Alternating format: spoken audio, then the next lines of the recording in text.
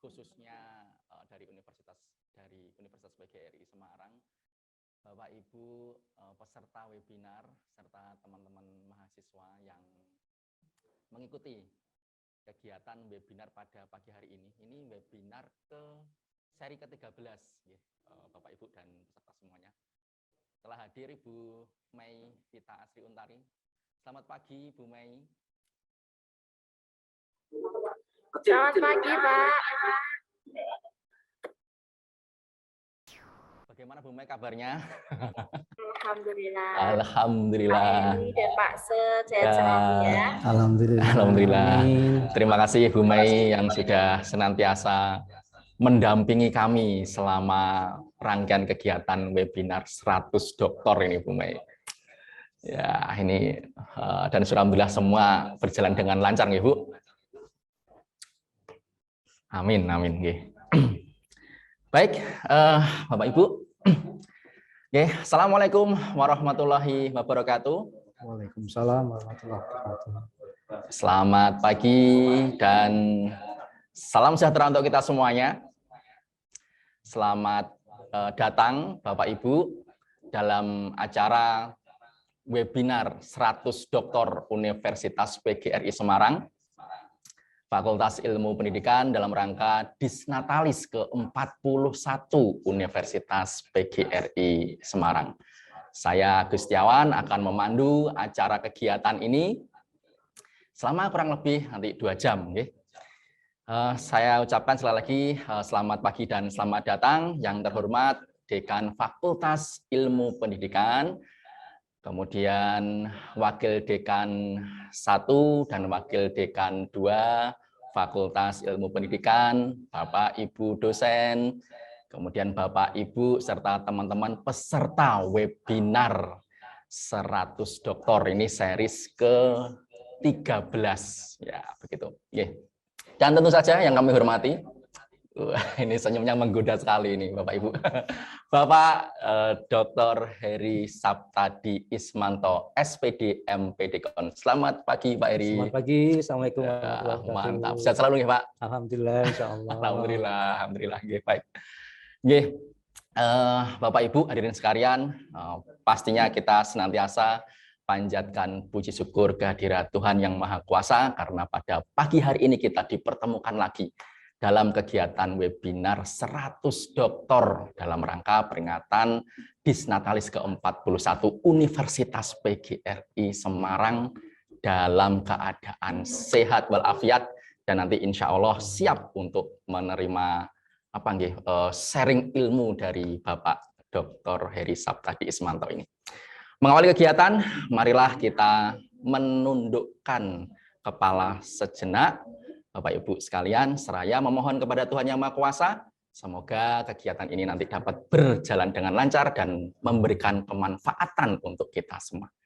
Berdoa sesuai dengan agama, kebiasaan masing-masing, berdoa disilahkan.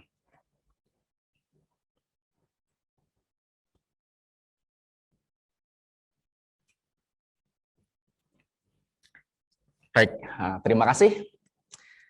Bapak Ibu hadirin sekalian, marilah kita dengarkan bersama lagu kebangsaan Indonesia Raya dan nanti akan langsung dilanjutkan dengan Mars Universitas PGRI Semarang. Hadirin sekalian, dimohon duduk tegak. Indonesia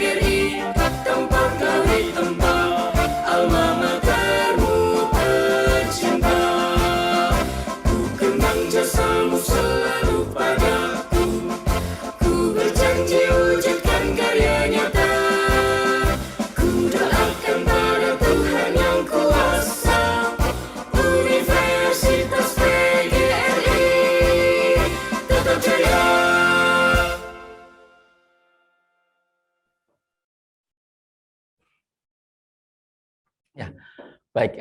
Terima kasih. Bapak Ibu hadirin sekalian, selanjutnya marilah kita simak bersama sambutan dari Wakil Dekan 1, yaitu Ibu Mei Vita Asri Untari, SPD, MPD. Monggo Ibu. Baik, terima kasih Pak Set.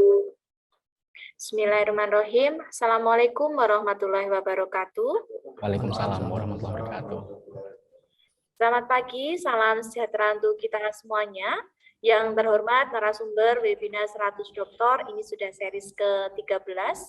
Telah hadir Bapak Dr. Heri Saptadi Ismanto, sekaligus moderator, Pak Set ini panggilannya ya, Pak Agus Setiawan.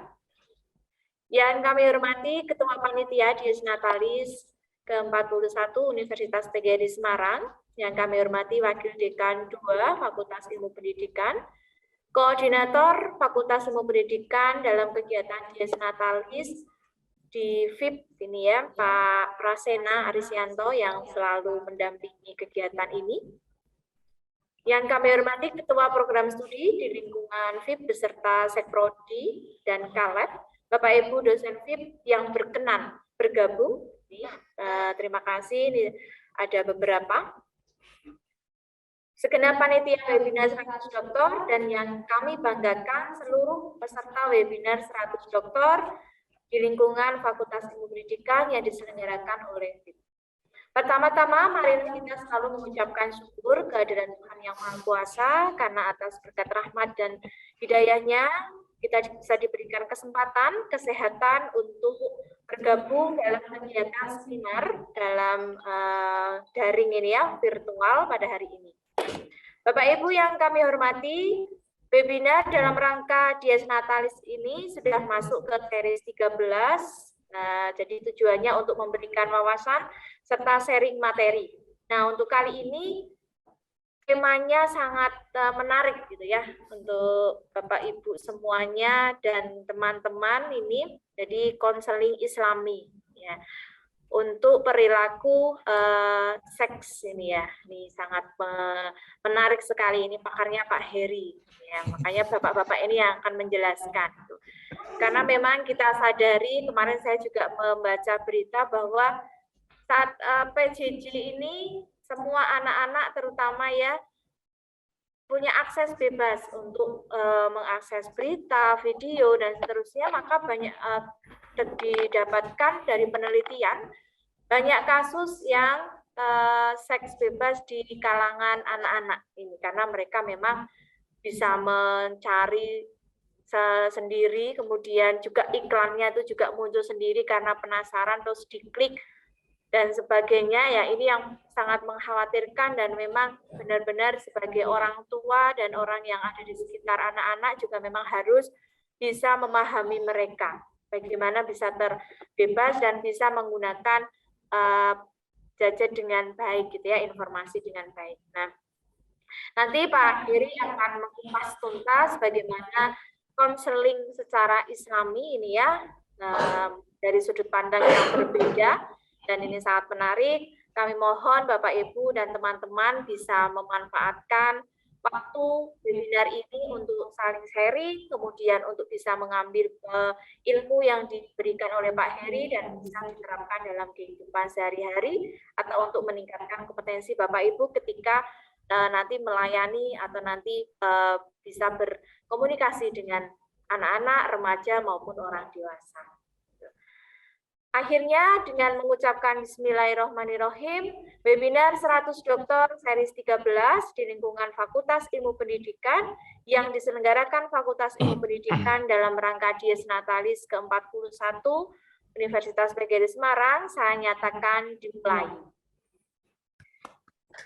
Semoga kegiatan ini bisa berjalan dengan lancar dan diridhoi oleh Tuhan Yang Maha Kuasa. Duh, selalu ditagih ini ya pantunnya ya. Baik, ya untuk menutup pantun ini, menutup sambutan ini saya berikan pantun. Padahal saya niatnya nggak mau kasih pantun ke Pak Heri, biar nanti Pak Heri sendiri gitu ya. Membayangkan di kota Kediri, Cakep. Duduk sambil membawa kipas. Cakep. Selamat mengikuti webinar dari Pak Heri. Semoga ilmu yang diberikan bisa tuntas. Asik. Terima kasih, mohon maaf jika ada kekurangan. Wassalamualaikum warahmatullahi wabarakatuh. Waalaikumsalam warahmatullahi wabarakatuh. Baik, terima kasih pada Bu Mayvita. Waduh, pantunnya luar biasa lah Bu. Kediri. Dari Kediri ya. Jangan lupa untuk menyimak sharing ilmu dari Pak Heri pokoknya. Baik Bapak Ibu peserta webinar yang kami hormati, yang berbahagia dan mudah-mudahan memang berbahagia gitu ya. Karena selalu kita sampaikan bahwa hadirnya sekalian berbahagia. Jadi mungkin ada hatinya, aduh sebenarnya hari ini nggak bahagia gitu ya. Tapi mudah-mudahan nanti hari ini kita bertemu dengan Pak Heri bahagia semuanya gitu ya. Amin, amin ya rabbal alamin.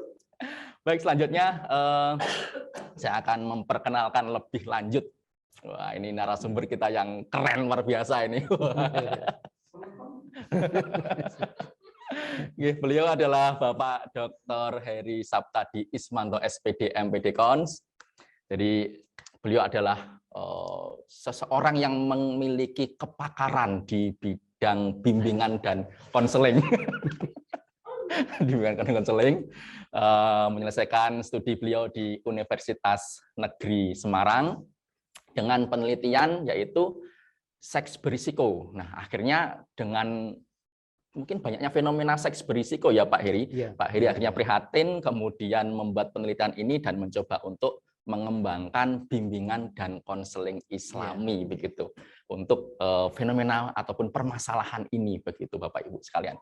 Kemudian beliau saat ini menjabat sebagai Kaprodi Bimbingan dan Konseling Fakultas Ilmu Pendidikan Universitas PGRI Semarang. Wah, luar biasa. Kemudian beliau juga sebagai pengurus daerah, APKIN, organisasi profesi bagi Bapak Ibu yang menggeluti bidang bimbingan dan konseling di Provinsi Jawa Tengah. Kemudian satu hal lagi, wah ini Pak Heri walaupun beliau membidangi bimbingan dan konseling, tetap jiwa-jiwa seni beliau ini tetap tersalurkan dengan baik Bapak Ibu dan teman-teman semuanya. Karena setidaknya Pak Heri ini memiliki hobi bermusik. Wah. Nah, ini keseriusan dalam bermusik juga ditandai. Beliau ini sebagai manajer. Wah, manajer ya. Manajer dari salah satu grup musik yang saat ini sedang bersinar di Kota Semarang. Wah, insya Allah Bapak Ibu, yaitu Sweet All One. Nah, monggo nanti Bapak Ibu teman-teman semuanya silahkan kepoin, bisa mencari tahu Sweet All One di Instagram atau di website, itu pasti ada nih. Karena salah satu putra Pak Heri ini sebagai posisinya drummer nih Pak Heri, drummer di formasi grup band Sweet All One ya di Kota Semarang ini begitu. Ya, oke. Itu profil beliau yang luar biasa ini. Nah, Bapak Ibu dan teman-teman semuanya, nanti kegiatan ini pokoknya santai saja, serius gitu ya. Mungkin nanti kalau Pak Heri sedang menyampaikan tapi ada pertanyaan gitu, boleh nggih Pak Heri nggih? Boleh, silakan. Langsung nanti kita pokoknya interaktif saja begitu ya. Interaksi sama Bapak Ibu. Jadi memang hari ini Pak Heri sengaja untuk bisa berdiskusi lebih banyak dengan Bapak Ibu dan teman-teman peserta dari webinar 100 Doktor ini series ke-13. Baiklah Bapak Ibu, karena fenomena seks berisiko khususnya di kalangan remaja ini sudah menjadi fenomena sosial yang begitu luar biasa, dan bagaimana atau apa yang bisa kita lakukan mungkin sebagai pendidik, sebagai orang tua. Wah, langsung saja ini kita simak bersama pemaparan dari Bapak Dr. Heri Saptadi Ismanto SPD MPD Cons. Monggo Pak Heri. Silahkan Pak Heri. Ya, baik, terima kasih Bapak Agus Setiawan SPD MPD yang sudah membuka acara, dan juga Ibu Mayvita selaku Wakil Dekan 1 yang juga sudah membuka acara di awal webinar. Assalamualaikum warahmatullahi wabarakatuh. Waalaikumsalam warahmatullahi wabarakatuh. Bismillahirrahmanirrahim. Alhamdulillahirabbil alamin. Wa bihi nasta'in wala umuri dunya wala haula wala quwata illa billahil aliyil azim. Yang saya hormati Bapak Ibu dan juga seluruh peserta webinar pada pagi hari ini. Semoga Bapak Ibu dan seluruh peserta diberikan kebahagiaan, kesejahteraan, keberkahan pada hari ini dan bisa bersama-sama bertemu secara virtual di acara pagi hari ini bersama saya dan juga ditemani oleh Pak Guset ya. Guset ini putra Pak Yai Guset ya, panggilannya kerennya Guset ya. Ya, puji syukur alhamdulillah pada pagi hari ini kita diberikan kekuatan kesehatan lahir batin sehingga bisa bersama-sama mengikuti kegiatan ini. Salam dan sholawat semoga dilimpahkan kepada junjungan kita Nabi Agung Muhammad Sallallahu Alaihi Wasallam. Semoga senantiasa syafaatnya sampai kepada kita semuanya. Amin, amin.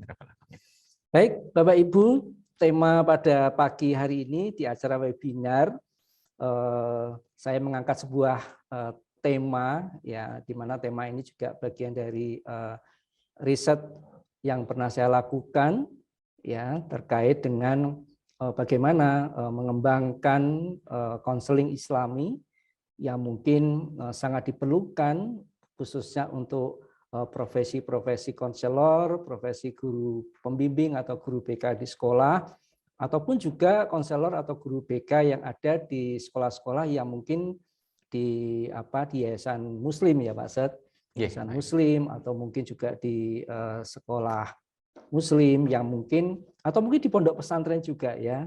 Jadi mengembangkan konseling Islam di pondok pesantren sehingga nanti bagaimana menerapkan konseling Islam ini dengan cara yang tepat, terutama tema ya, tema terkait dengan perilaku seks berisiko. Sehingga judul pada pagi hari ini saya mengambil tema pengembangan konseling Islami untuk perilaku seks berisiko.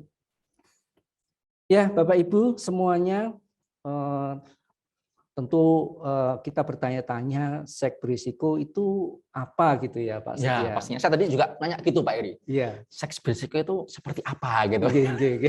Bisa di kalangan anak-anak remaja ini pastinya. Iya. Ya, memang sebenarnya gini Pak Set. Kita semua ini kan sebenarnya produk saru ya. Oh, produk saru. kita ini kan sebenarnya produk saru ya. Produk saru dari orang tua kita. Artinya produk yang sah. Ya, bukan produk yang tidak sah ya. Produk yang sah yang diikat dalam sebuah tali perkawinan yang direstui Allah Subhanahu wa taala. Nah, tetapi juga ada sebuah produk perilaku seks yang didapatkan dari sesuatu yang tidak sah. Ya. Sehingga saya katakan itu sebuah perilaku yang seks yang sangat bebas gitu ya. Nah, sehingga akhirnya situasi itu membuat saya berpikir ada apa ini ya, gitu ya. Ada apa ini?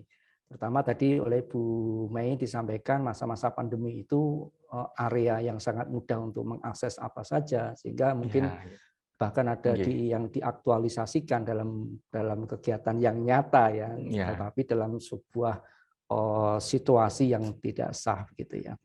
Baik Bapak Ibu, sudah bisa terlihat ini ya. Oh, Pak Heri belum join Zoom ini seperti jadi belum bisa share screen Pak Heri. Atau bagaimana ini? Belum. Pak Heri mau join ini? Boleh. Ya, sebentar ya. Ya, sambil boleh bercerita-cerita Pak Heri. Ini sambil di ya. Ya, jadi begini Bapak Ibu, memang perilaku seks berisiko ini menjadi dasar sebuah riset ya, karena memang ternyata banyak sekali generasi muda kita begitu ya, yang karena sesuatu sebab atau hal-hal lain gitu ya, dengan segala situasi, baik itu sebuah pengalaman atau sebuah situasi tekanan-tekanan atau sebuah ya mungkin dengan alasan cinta atau apa begitu ya, atau mungkin menjadi sebuah keinginan untuk melakukan uji coba begitu ya, atau bahkan menunjukkan sebagai bukti cintanya begitu ya, tetapi dalam sebuah situasi yang benar-benar di luar tuntunan agama. Saya pikir semua agama pun juga akan mengajarkan perilaku-perilaku yang baik, perilaku yang sehat ya, tidak hanya agama Islam saja. Nah, dari riset yang saya temukan, memang saya katakan oknum-oknum ya, baik itu remaja, pelajar atau oknum mahasiswa atau siapapun ternyata melakukan sebuah perilaku seks berisiko. Lalu pertanyaannya sebenarnya apa itu ya seks berisiko itu?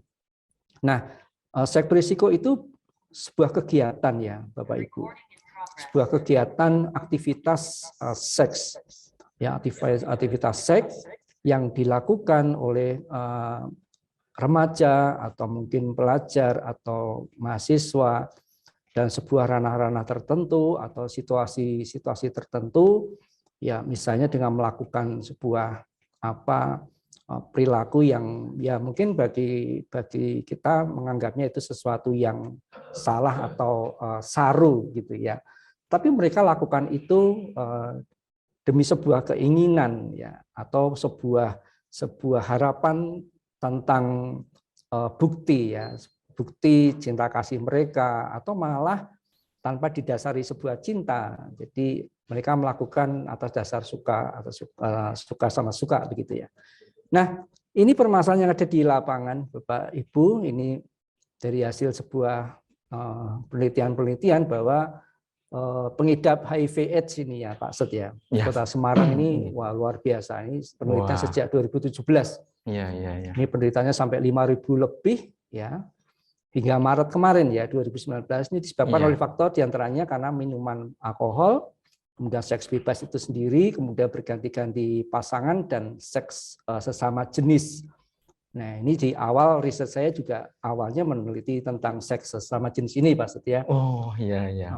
Jadi mungkin ya mohon maaf ya, mungkin wanita dengan wanita, pria dengan pria begitu ya.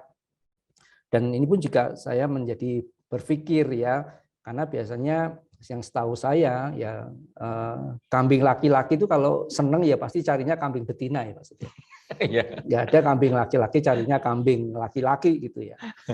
Bahkan saya menemukan sebuah penelitian itu di sebuah negara apa saya agak lupa itu ada yang sampai 2 orang sesama ini dipenjara dan jaminannya akan dibebaskan kalau mereka bisa melahirkan anak gitu ya. Nah, bisa dibayangkan kalau laki-laki di penjara di situ jaminannya dibebaskan asal punya anak kan repot juga ya. Gimana punya anak gitu ya. Nah, kemudian survei kesehatan reproduksi remaja Indonesia ya SKRRI ini Pak Soti pada tahun 2017 ya. Bahwa perilaku remaja umur 14 sampai 19 tahun ini melakukan hubungan seksual pranikah. Ya, ini tahun 2017 hasil penelitiannya usia itu Bapak Ibu 14 sampai 19 tahun hubungan seksual pranikah. Atau malah ada yang sudah jelas menjelang pernikahan gitu ya, menjelang pernikahan gitu ya Pak. Kemudian beberapa hari undangan sudah disebar. Ya, tetapi belum sampai akad nikah begitu, mereka sudah melakukan seksual pranikah gitu ya. Mereka mengatakan, "Loh, kan saya mau menikah, undangan sudah disebar gitu ya." Tapi karena belum akad ya, belum akad nikah, istilahnya apa ya? Kalangan anak muda mengatakan apa DP dulu atau di DP dulu gitu ya. Juga masuknya ke seksual pranikah gitu ya. Kemudian perilaku seksual berisiko di tingkat remaja ini ya. Ini juga jumlah yang sangat tidak proporsional mengalami hasil tes kesehatan seksual ini negatif. Artinya sebenarnya kelompok ini lebih dari setengah kasus ini juga mengalami penyakit menular seksual atau kita sebut sebagai PMS gitu ya. Nah, ini kadang-kadang yang menjadi tidak terpikirkan oleh mereka yang melakukan seksual berisiko ini. Kemudian di sebuah riset ya, riset-riset yang pernah saya temukan di sini bahwa perilaku seks berisiko remaja ini menjadi masalah kesehatan masyarakat yang utama, ya. Jadi karena jumlah remaja yang tidak proporsional mengalami hasil kesehatan seksual negatif. Ya, ini dari peneliti di luar, ya. Kemudian rata-rata ini Pak Sot nih, 1 dari 4 remaja wanita memiliki riwayat PMS. Jadi 1 dari 4 remajanya wanita ini mengalami PMS, penyakit menular seksual. Ini di Indonesia atau di mana Pak Heri? Ini di luar ya. Di luar ya. Berarti kita masih aman ya? Masih ya. Ya, saya penelitian saya relatif ya juga tidak aman juga. Tidak aman juga ini Pak. Oh iya. Kemudian ini perilaku seks berisiko ya PSB. Dikaitkan dengan peningkatan kemungkinan tertular IMS ya. Mengalami pertemuan seksual yang tidak diinginkan atau penyesalan seksual dan mengembangkan opini gejala kecemasan, depresi dan menggunakan sel adiktif. Ya, di antara kemungkinan konsekuensi lainnya dan lain-lain maksudnya begitu ya. Ini juga dilakukan di luar gitu. Nah, kemudian ini dari Ernawati, ini penelitian di Indonesia ya. Jadi konselor itu belum dapat mengidentifikasi aspek-aspek potensi bawaan dan menjadikan sebagai modal untuk konselor dapat mungkin mampu menyediakan lingkungan yang kondusif bagi pengembangan segenap potensi bawaan konseli. Nah, ini yang saya mengambil celah di sini ya Bapak Ibu, bahwa kadang-kadang kita lebih banyak mengedepankan potensi yang sifatnya bukan dari sisi spiritualnya atau ilahiyahnya ya, sehingga kita hanya merambah pada bakat, minat, masalah-masalah yang terjadi sebelumnya begitu ya. Sehingga disitulah saya sedikit mencuri celah untuk bisa menembus potensi mereka bahwa sebenarnya para konseling ini punya kemampuan naluri ilahiyah yang cukup besar yang bisa memproteksi. Kemudian penelitian yang dilakukan Nugraha ya, ini penelitian yang menjadi sebuah tantangan ya Bapak Ibu, karena siswa lebih dari 50% responden itu ya memiliki sikap yang setuju nih maksudnya. Setuju terhadap seks bebas ya. Ini sebuah penelitian ya Bapak Ibu ya. Setuju dengan seks bebas. Dari aspek biologis ini 71% responden ya, 71% responden tergolong sangat setuju terhadap perilaku seks bebas. Nah, tentunya pasti ada sesuatu kenapa mereka 71% ini cukup besar ya Bapak Ibu ya, setuju nih seks bebas. Kemudian 55% tergolong sangat setuju dari aspek psikologisnya. Ya mungkin mereka melakukan itu, mereka mendapatkan sebuah kebahagiaan, mendapatkan sebuah kepuasan, kesenangan, itu psikologisnya seperti itu ya. Ini 55%-nya sangat setuju dan 61% juga sangat setuju dari aspek sosial gitu ya. Ya, saya menjadi berpikir ya, kok sangat setuju dari aspek sosial itu seperti apa gitu ya. Nah, ada teman untuk ini mendalami pendalaman diri mungkin Pak Heri. Ya, dari responder ya, dari responden, kemudian dari informan dan semuanya ada yang secara sosial itu artinya sosial secara terbatas ya Pak Setia. Oh ya. Artinya ada semacam kebanggaan sesuatu dari perilakunya itu di komunitas-komunitas tertentu gitu ya. Kemudian penelitian dari Muflih ini ya, seks berisiko juga disebabkan oleh kemampuan self efficacy atau kepercayaan diri untuk menghindari seks bebas ini masih sangat lemah atau masih rendah gitu. Jadi menolak gitu. Menolaknya itu menjadi sangat rendah. Meskipun sebenarnya dalam hatinya menolak, tapi ya tidak iya gitu ya. Penasaran pengen penasaran ya, tidak ya iya gitu ya. Nah, itu yang kira-kira menjadi keinginan saya untuk meneliti di situ ya. Nah, Bapak Ibu, jadi ini terkait dengan perilaku seks berisiko ini kan kita pahamkan bahwa ini merupakan sebuah hubungan seks di luar nikah. Di luar nikah itu ya dengan segala sesuatu aktivitas seks ya. Jadi maka saya sering membedakan apa toh pacaran, apa kalau di Islam namanya ta'aruf ya Pak Set ya.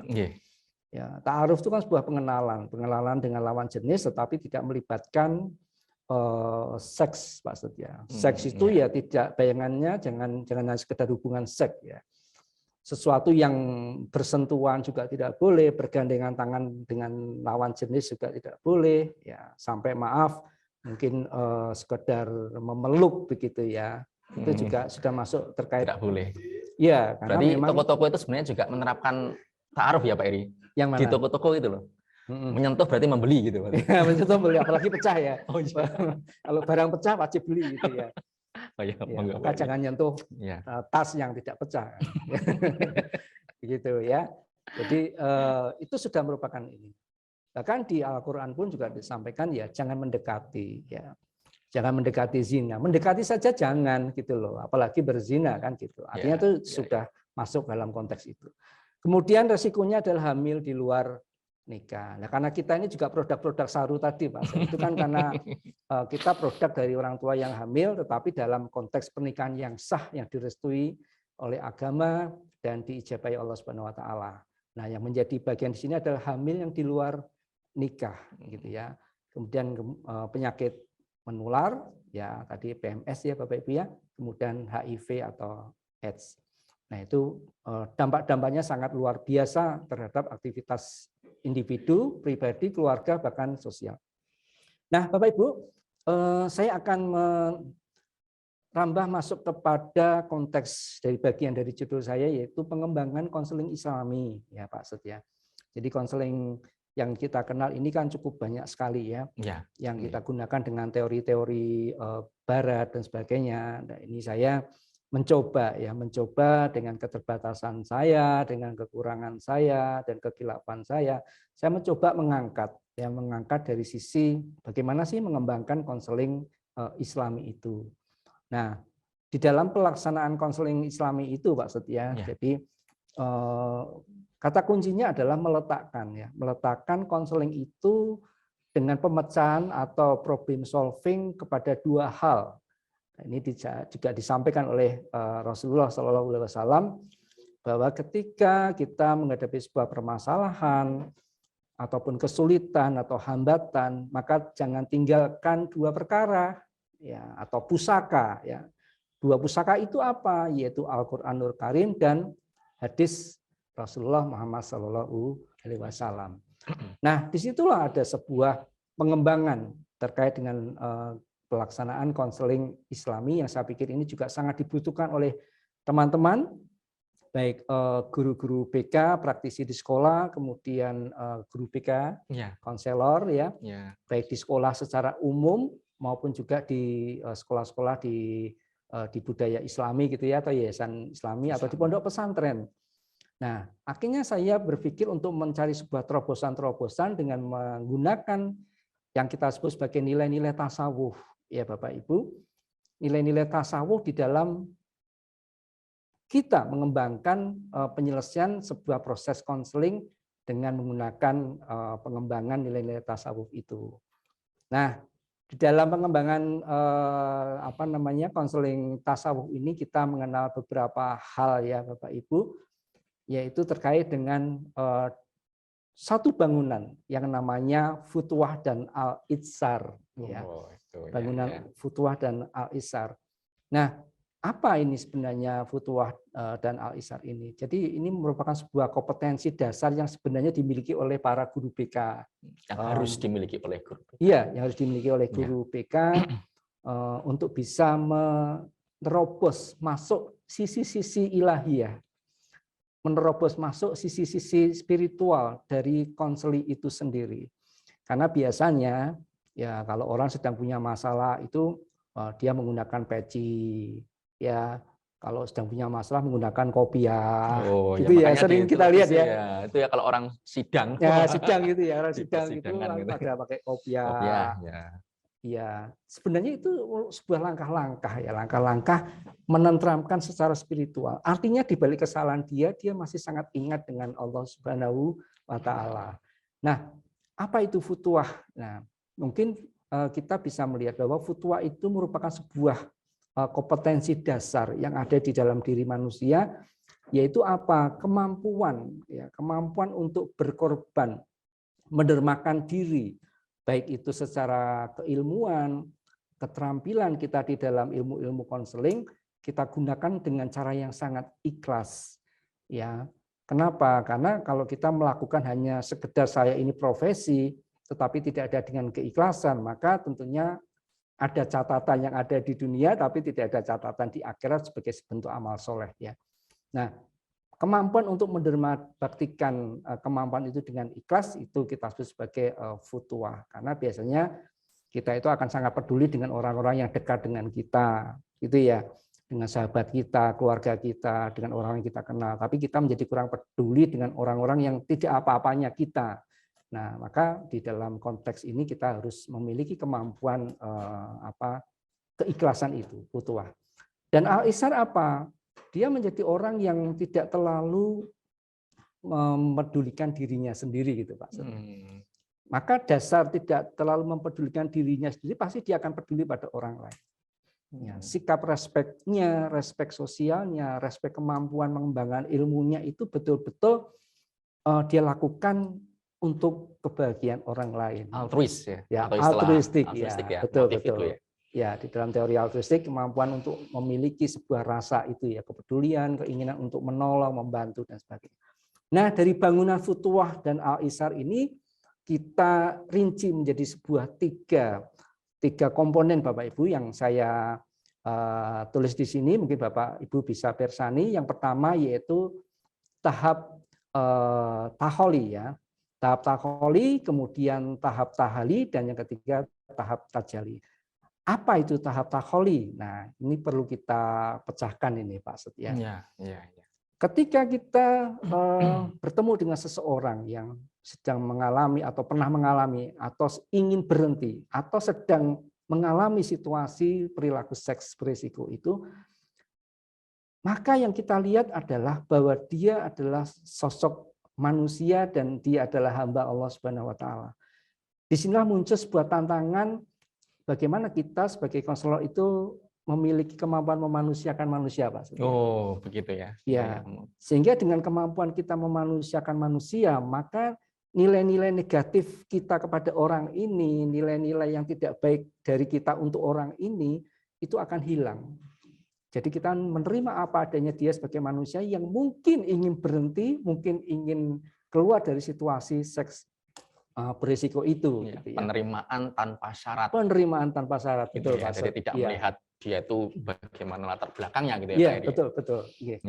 Ya.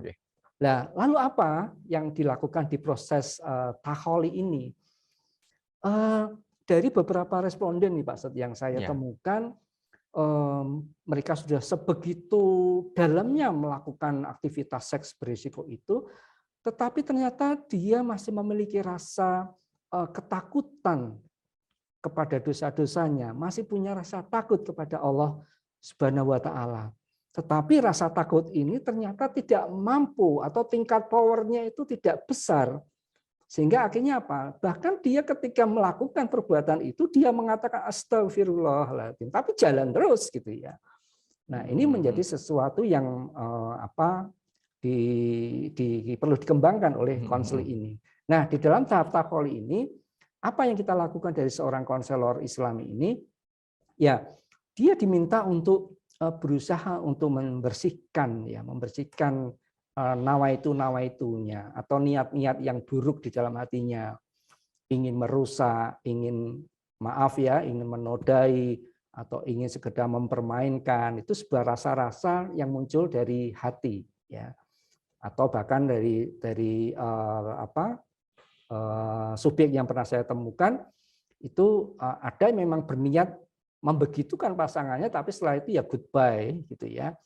Itu kan ada niatan-niatan di dalam hati. Nah, itulah yang harus mulai diminta konseling ini membersihkan, Pak Seti. Ya, membersihkan supaya nawaitu yang atau niat-niat itu menjadi kita hilangkan. Ya. Termasuk niat-niat yang lain ya, mungkin ada keangkuhan kita atau kesombongan kita gitu ya. Atau merasa kita paling oke sekali begitu ya, itu harus kita hilangkan. Itu bagian dari sebuah irisan-irisan kesombongan. Ya, itu yang harus dibersihkan dalam strategi yang namanya taholi ini. Jadi membersihkan diri dari sifat-sifat yang tercela. Ya. Jadi niat-niat itu kita bersihkan, kita tata dulu supaya niat kita betul-betul hanya menuju kepada keridhaan Allah Subhanahu wa taala. Nah, kemudian yang kedua nih Bapak Ibu. Kita masuk ke dalam proses tahali. Ya, tadi takholi, membersihkan hati, membersihkan diri. Kemudian langkah berikutnya yaitu tahali. Apa itu tahali? Setelah konseli merasa saya sudah melakukan itu, kemudian langkah-langkah yang paling baik di dalam takholi tadi sebenarnya ya taubatan nasuha ya Pak Setia. Taubatan nasuha. Kemudian yang kedua yaitu tahali. Apa? Ya setelah membersihkan hatinya dari niatan-niatan yang tidak baik, maka cobalah melakukan sebuah kegiatan-kegiatan yang bisa dijadikan hiasan-hiasan perilaku sehari-hari. Ya gitu Pak. Jadi menghiasi diri dengan perilaku-perilaku yang menjadi lebih indah. Jadi setelah membersihkan diri, kemudian ya setidaknya ketika sudah dibersihkan ibarat taman, betul. Dibersihkan tanahnya, begitu ya Pak Eri, dari rumput-rumput, semak belukan ya, dihiasi dengan bunga-bunga gitu ya pastinya gitu ya. Lebih perilakunya indah, gitu indah ya. dipandang ya. Iya betul. Iya. Nah jadi setelah melakukan pembersihan hati, kemudian menghiasi diri dengan apa? Ya dengan segala amal-amal yang bisa kita lakukan. Ya mulai dari amal internal, misalnya memperbaiki sholatnya, kekusukannya, gitu ya, melakukan kegiatan-kegiatan tambahan, misalnya sholat-sholat sunnahnya, atau menghadiri pengajian-pengajian, atau bersilaturahmi dengan teman-teman, kemudian mencoba banyak berbicara dengan hal-hal yang bermanfaat untuk orang lain, itu menghiasi kegiatan kita sehari-hari, termasuk beramal soleh yang lain ya, berinfak, bersedekah dan sebagainya itu. Nah, sehingga ketika hati ini sudah bersih, maka akan diisi oleh tadi Pak Seth mengatakan tanaman-tanaman yang hias, bunga-bunga yang indah. Maka setelah tanahnya sudah baik, subur, ditambah dengan tanaman yang indah, maka itu akan membuat terpesona. Minimal terpesona kepada siapa? Tidak hanya sekedar kepada makhluk, tetapi terpesona kepada penduduk langit dan juga Allah Subhanahu wa taala. Ya, begitu ya Bapak Ibu ya dan teman-teman semuanya. Kemudian yang ketiga adalah tahap tajali. Tahap tajali ini sebuah proses Pak Seth, penggabungan antara takholi dengan tahali ya. Kalau di dalam di tuntunan Rasulullah Muhammad SAW itu disampaikan sebenarnya kan ada tiga ya Bapak Ibu, antara Islam, iman, Islam, dan ihsan. Nah sebenarnya tajali ini adalah bagian dari ihsan itu. Yaitu apa? Merasa diri ini diawasi, merasa diri ini dilihat oleh Allah Subhanahu wa taala. Kalau sudah merasa diri ini dilihat, diawasi, maka setiap jengkal sempit manapun, ruang gelap manapun, ruang sepi tersembunyi manapun, dia yakin bahwa Allah selalu mengawasi dan melihat bagian dari semua perilaku kita itu. Nah, kalau proses tajali ini sudah ada di dalam diri konseli, maka dia akan memiliki sebuah kemampuan proteksi. Ya, bagaimana dia akan mencari sebuah tempat-tempat untuk mendekati perzinahan, melakukan seksual berisiko. Dia mau sembunyi dimanapun, dari sepi orang manapun, dia sudah merasa bahwa ini Allah melihat saya.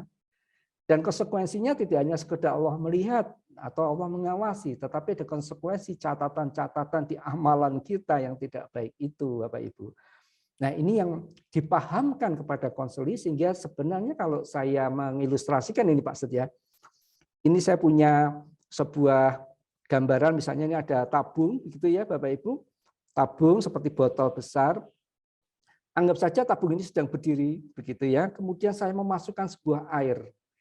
Air ini air yang sangat kotor, yang saya katakan ini mungkin orang-orang yang berperilaku seks berisiko tadi, penuh dengan rasa dosa, penuh dengan rasa kotor atau apa begitu. Kita masukkan ke dalam botol yang besar ini. Nah, di saringan yang pertama ini adalah saringan takholinya itu, Pak Seth. Kita masukkan air yang kotor ini, kemudian air melewati saringan yang pertama yang kita sebut sebagai takholi tadi, kemudian air akan turun. Disaring, maka masuklah air itu kepada saringan yang kedua yang kita sebut dengan tahali. Kalau tadi takholi dibersihkan, kemudian masuk kepada ruang yang kedua, yaitu air apa? air rembesan dari takoli yaitu tahali semakin bersih. Nah, bayangkan sudah agak bersih kemudian masuk ke saringan yang paling bawah yaitu apa? Tajali.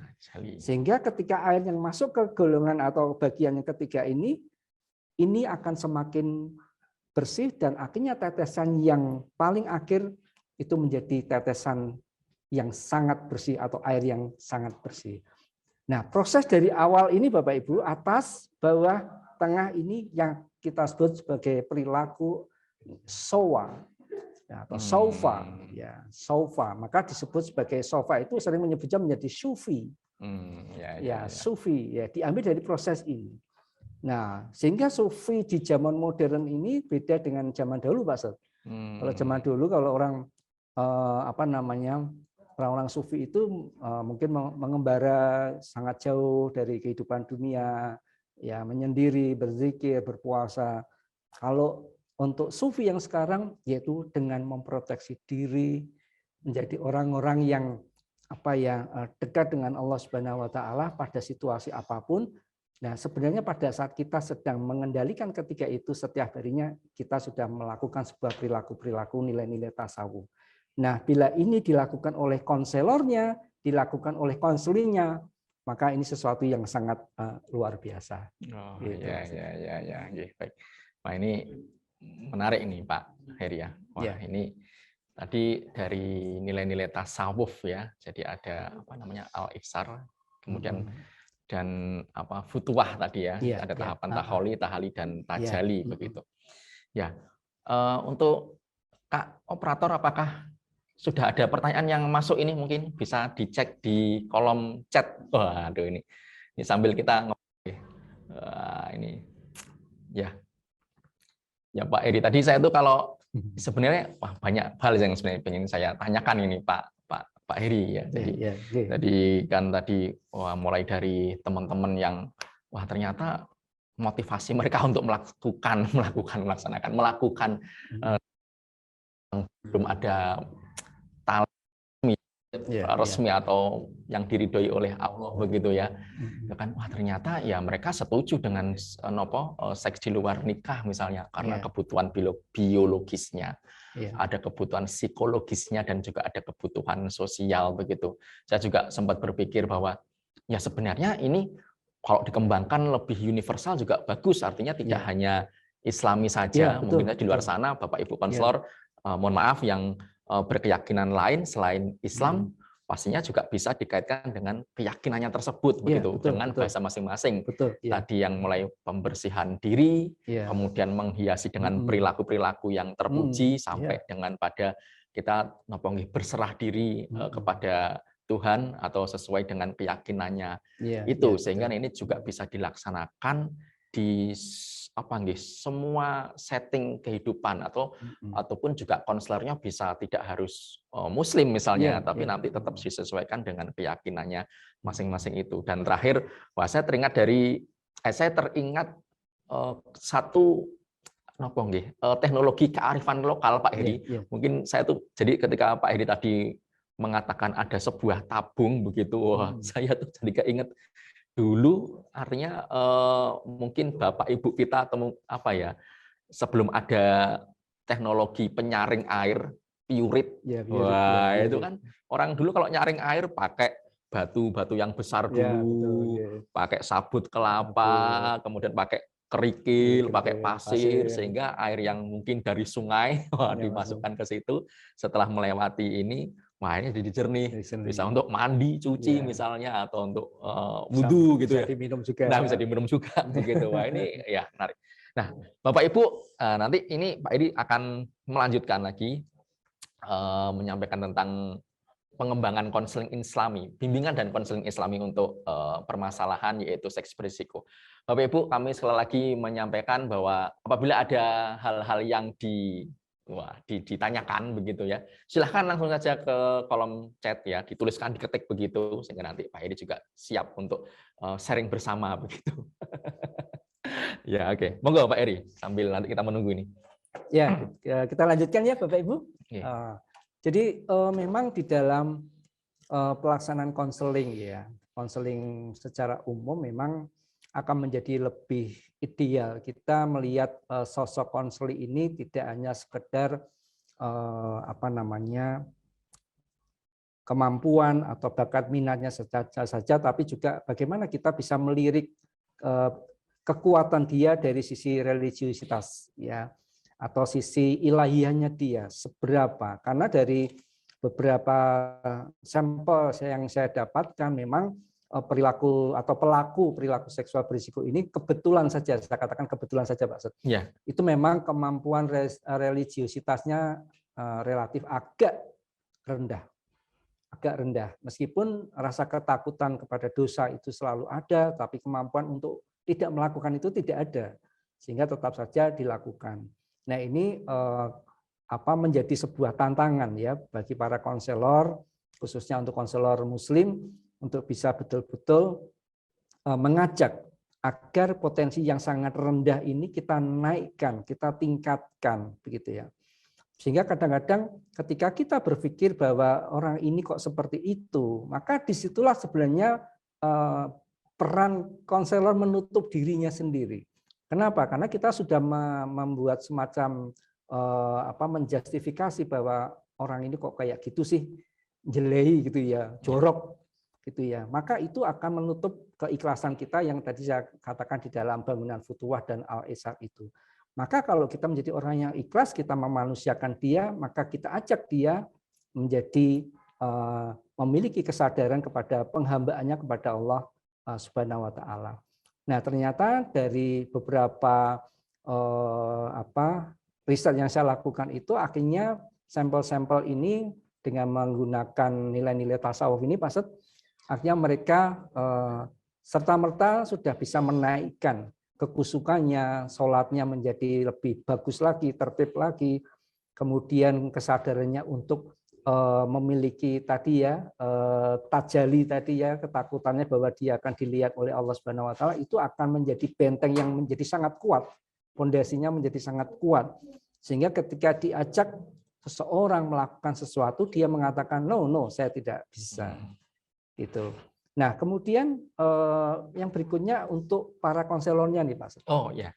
Ya, untuk para konselornya jangan lupa ketika melakukan konseling kepada konseli, jangan lupa tetap menghadirkan Allah Subhanahu wa taala dalam proses konseling. Artinya apa menghadirkan Allah itu? Ya pertama tentunya sebelum konseling ya kita mulai dengan berdoa bersama, bismillahirrahmanirrahim gitu ya.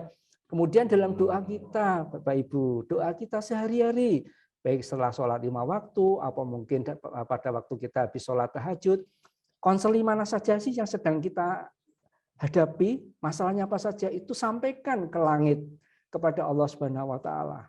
Kenapa? Karena di situ ada kekuatan yaitu hidayah.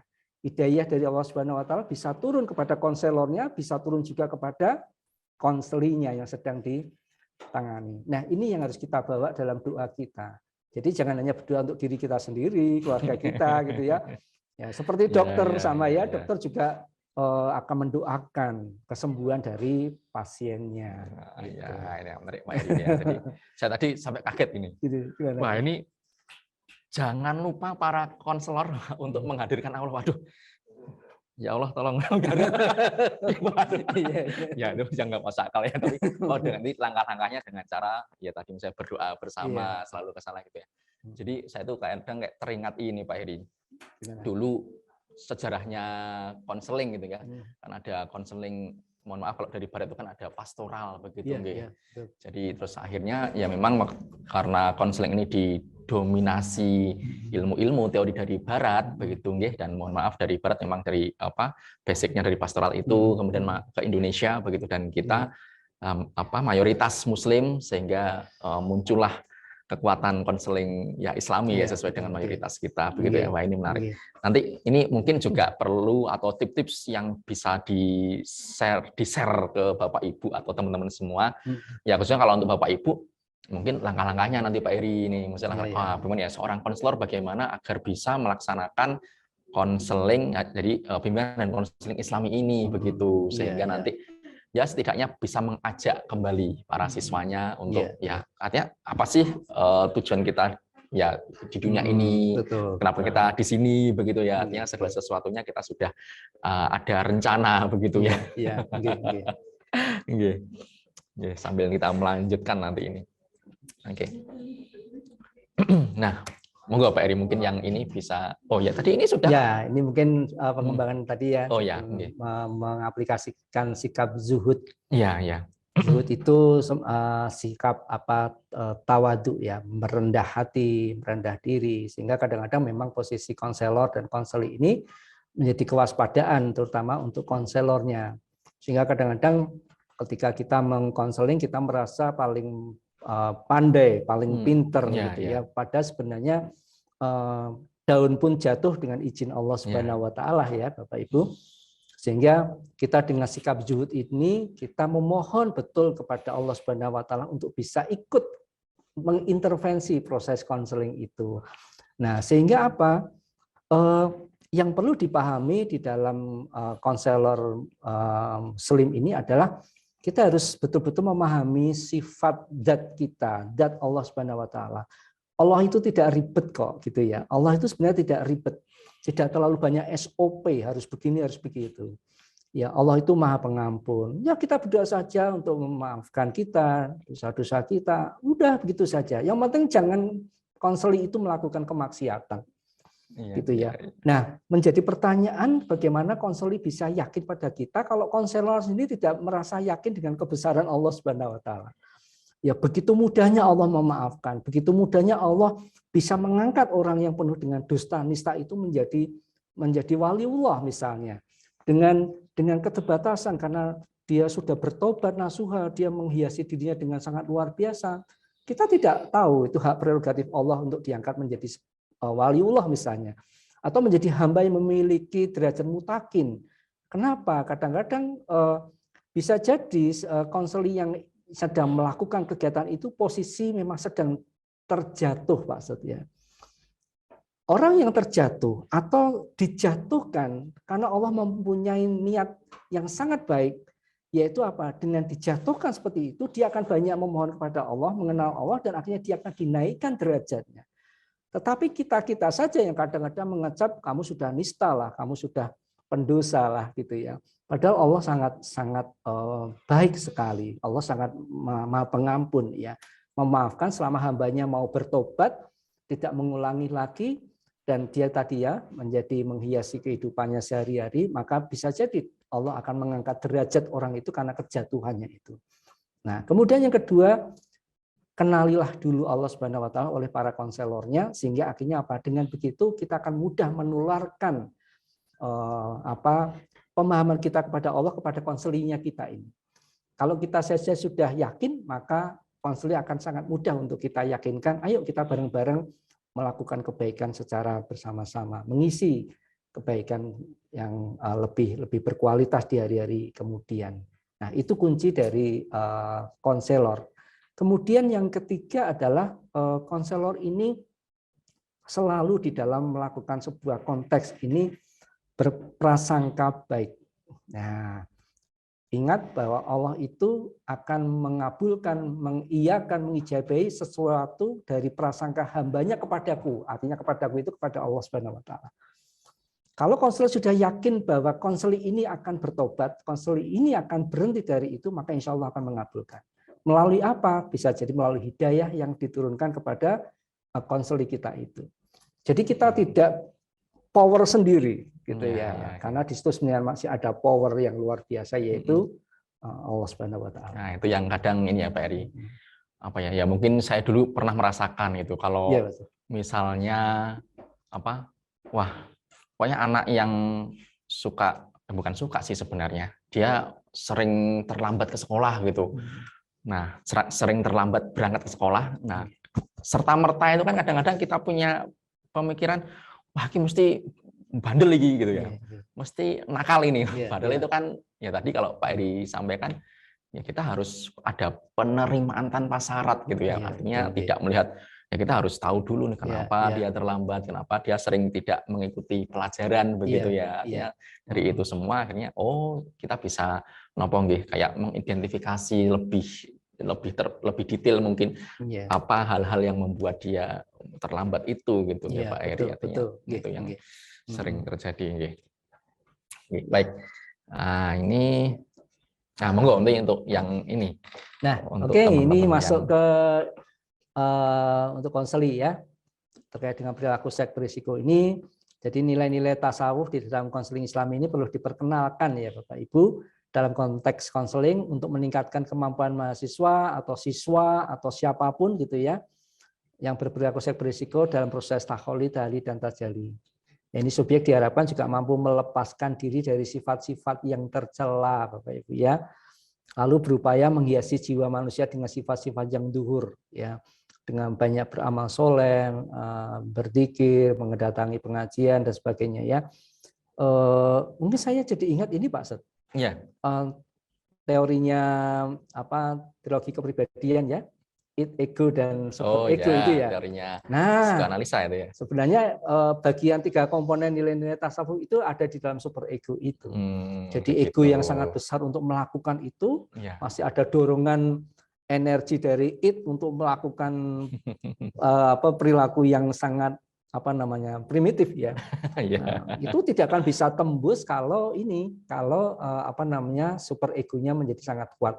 Oh gitu, ya. Okay. Kemudian menghiasi sifat-sifat luhur sehingga mampu melakukan penghayatan kesadaran tentang ketuhanan yang kita sebut sebagai nilai-nilai ilahiyah atau nilai-nilai religiusitas ini ya. Dan ini membutuhkan keterbukaan subjek ya. Betul. Ya, untuk Pak Eri. Jadi ini sudah ada pertanyaan Pak Eri. Oh iya. Ya ini sudah ada pertanyaan ini dari Kamal Junaidi ini mahasiswa kita yang ini populer ini termasuk ini. Populer ini. Viral ini ya. Viral. Artis Instagram ini. Ya. Tembus 1 juta ya. Iya. Followernya. Iya. Nah, ini saya Kamal Junaidi dari Prodi BK. Wah, ini bertanya Pak Eri, sebagai guru BK misalnya. Saat melakukan konseling individu misalnya, tetapi merujuk di luar teori-teori kebekaan yang dipelajari di pendidikan S1. Apakah bisa dikatakan bahwa guru BK tersebut profesional di bidangnya? Artinya dia melakukan konseling tetapi di luar teori-teori yang pernah dia pelajari begitu misalnya. Bagaimana menurut pandangan Pak Heri? Monggo. Baik, terima kasih. Ini pertanyaan yang bagus sekali dari Mas Kamal ya. Mungkin kita mengenal istilah the right man in the right place. The right man in the right place itu apa ya bahasa Jawa ini? Ya, jadi lakukan sesuatu atau melakukan sesuatu itu harus diserahkan kepada ahlinya. Ya, maka ketika sesuatu itu tidak dilakukan atau diberikan kepada orang yang bukan ahlinya, maka tunggulah saat kehancurannya. Nah, sama dengan pertanyaan ini ya. Kalau kita melakukan konseling tidak menggunakan teori-teori BK secara umum, maka otomatis kompetensi kita juga akan menjadi sangat kurang, menjadi sangat terbatas sekali. Ya, karena kita juga butuh kemampuan memahami secara menyeluruh ya dari teori-teori kebekaan, baik itu teori-teori dari barat termasuk teori-teori dari negara kita sendiri atau budaya kita sendiri, itu menjadi sebuah gabungan yang sangat mendukung, termasuk dengan tadi saya katakan teori-teori bukan teori ya, tapi sebuah tuntunan ya terkait dengan menggunakan kekuatan religiusitas untuk menangani konseling kita itu. Ya, jadi tetap kita harus menggunakan teori-teori kebekaan dong. Kalau nggak gitu kita bagaimana bisa tahu teknik-teknik konselingnya, ya kemudian keterampilan dalam melakukan konselingnya gitu ya. Kalau kita langsung datang menangani langsung tiba-tiba kita menggunakan teori-teori negeri sendiri Indonesia, termasuk misalnya dengan menggunakan hadis-hadis Al-Qur'an, tapi kita memperlakukan konselingnya dengan teori-teori yang tidak kita punya juga akan menjadi tidak profesional. Itu ya, berarti kalau di luar teori kebekaan ya artinya tidak profesional ya, dikatakan tidak profesional gitu ya Pak Eri. Oke, baik, terima kasih Pak Eri. Mungkin saya sebenarnya pengen konfirmasi juga ke Mas Kamal nih. Mas Kamal apakah bisa on mic Mas? Halo Mas Kamal. Artinya untuk confirm dari pertanyaannya Mas Kamal begitu. Jadi agar lebih jelas begitu. Bisakah? Halo Mas Kamal. Oke, mungkin kalau masih bekerja sebenarnya. Ya, Oke, saya ingin bertanya seperti ini tadi. Oke, artinya oh ya, halo Mas Kamal. Ya, oh ya, terima kasih. ya. Nah, itu tadi respon dari Pak Heri. Apakah mungkin ada hal yang ingin dikonfirmasi lagi atau mungkin ada hal-hal apa ya yang mungkin kami belum bisa menangkap dari pertanyaan Mas Kamal? Silahkan, Mas Kamal. Iya, begini Bapak. Ini kan kalau misalkan sebagai guru BK tersebut itu kan melakukan ya tetap menggunakan konseling pendekatannya. Namun dalam tahap-tahapannya itu kan misalkan di sekolah pesantren atau sekolah Islam kita merujuknya itu maksudnya merujuk ke sebuah Al-Quran dan hadis atau apa yang dipelajari di sekolahan agar pribadi-pribadi tersebut melakukan terapi tingkah laku yang didasari dengan amalan-amalan yang bisa membuat yang kita yakini amalan-amalan tersebut bisa merubah perilaku kita gitu, Mas. Seperti itu. Oke, baik. Monggo Pak Heri. Ya, betul Mas Kamal. Jadi mungkin kalau yang disampaikan Mas Kamal misalnya di sekolah yang bernuansa Muslim atau mungkin ada semacam kegiatan best practice misalnya ya. Misalnya kalau pagi itu Asmaul Husna atau sholat duha berjamaah atau apa begitu. Itu juga bagian dari proses tahali tadi ya. Jadi termasuk bagian menghiasi diri. Karena kalau yang membersihkan hati kan internal pribadi masing-masing dan orang tidak akan tahu. Ya, tetapi ketika tahali maka kita dan orang akan tahu bahwa orang ini juga rajin mengikuti best practice sekolahan ya, kegiatan-kegiatan sholat duha atau mungkin kegiatan lain-lain yang terkait dengan keagamaan itu bisa sangat menunjang. Dan ingat mungkin Mas Kamal kalau di dalam 4 kompetensi ya, guru BK itu kan ada kompetensi profesional, pribadi, sosial, karir ya. Nah, di dalam kompetensi pribadi dan sosial ini sebenarnya ada unsur-unsur nilai-nilai yang bisa kita masukkan. Ya termasuk tadi ya tahali itu masuk kepada kompetensi pribadi. Profesionalnya oke, ya, kemudian karirnya oke, tapi pribadi yang nggak ngerti tentang nilai-nilai ketuhanan itu. Jadi dia melakukan sebuah kegiatan-kegiatan konseling, tetapi dia melupakan siapa pemilik teori-teori konseling itu, yaitu sumber ilmunya yaitu Allah Subhanahu Wa Taala. Gitu. Jadi ada mix ya Mbak. Ya, betul. Jadi saya tuh pengen tertarik kayak, ya memang kita sudah mempelajari mungkin teori-teori dari ya tadi Pak Heri sampaikan entah dari Barat atau mungkin yang kita kembangkan di Indonesia begitu. Terus misalnya suatu saat, misalnya Mas Kamal kemudian diberikan pengetahuan bisa mengembangkan apa ya semacam teori baru begitu, itu diperkenakan ya Pak Heri? Bisa. Nah, jadi berdasarkan pengalaman tadi misalnya setelah melakukan penelitian di pondok pesantren misalnya, kalau karakteristik para santri begitu yang misalnya untuk pengembangan pelayanan BK ini bisa ya mungkin ditambah ini, dimodifikasi ini atau begini begitu. Itu malah bagus ya Pak Heri. Bagus sekali ya. Itu akan menjadi lebih menyempurnakan ya. Baik. Nah Pak Heri, wah ini menarik sekali Pak Heri. Anda sudah ada yang raise hand Pak Heri. Oh iya. Nah ini ada Bunda Titik ini, wah luar biasa. Assalamualaikum Bunda Titik. Belum di unmute ya, nggih. Assalamualaikum Bunda Titik. Waalaikumsalam warahmatullahi wabarakatuh. Terima kasih. Wah, monggo nggih. Biasa materinya update. Perkenalkan saya Bunda Titik, saya dari PG PAUD, RPL PG PAUD ya.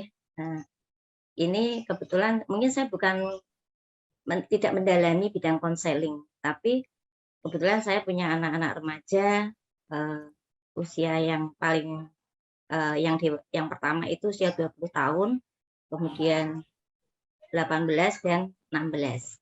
Nah, mungkin lebih ke bagaimana caranya ya untuk menanam. Kalau secara agama memang kami terapkan di rumah bagaimana mengatasi pergaulan di luar yang mungkin saja nyuwun sewu nggih sekarang itu luar biasa nggih. Banyak sekali hal-hal yang negatif di luar sana dan kita juga susah untuk mengawasi 24 jam. Itu yang pertama seperti itu. Terus saya sepakat dengan Pak Heri tadi bahwa untuk konseling itu harus didasari dengan pemahaman tasawuf seperti itu saya sepakat itu. Nah, kemudian juga untuk terkait dengan anak-anak didik saya yang masih kecil gitu nggih. Bagaimana caranya supaya anak-anak itu bisa bisa membatasi. Kalau misalnya orang tua sudah dikasih tahu jangan terlalu banyak main HP, tapi kenyataannya kan juga susah. Nah, misalnya tontonan-tontonan anak-anak saja nggih, yang itu yang mengandung unsur LGBT seperti Teletubbies dan lain-lain itu kan tampaknya mengandung unsur seperti itu nggih. Nah, itu tuh betul atau tidak atau hanya sekedar rumor saja dan kita harus membatasi hal itu.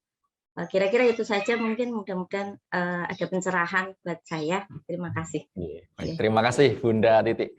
Pak Heri, Bunda Titik ini peserta paling aktif Pak Heri. Oh iya. Mulai webinar seri 1 Iya. sampai mungkin besok seri terakhir Bu Ira. Luar biasa nih Bu Bunda Titik ini. Terima kasih Bunda Titik. Terima kasih. Saya banyak ilmu dari sini Bu. Terima kasih sekali sudah diberi tempat untuk belajar. Nggih, monggo Pak Heri. Baik, terima kasih Bu Titi, pertanyaan yang luar biasa. Tapi yang membuat saya berpikir kalau bertanya itu yang sulit menjawabnya ya Bu Titi ya.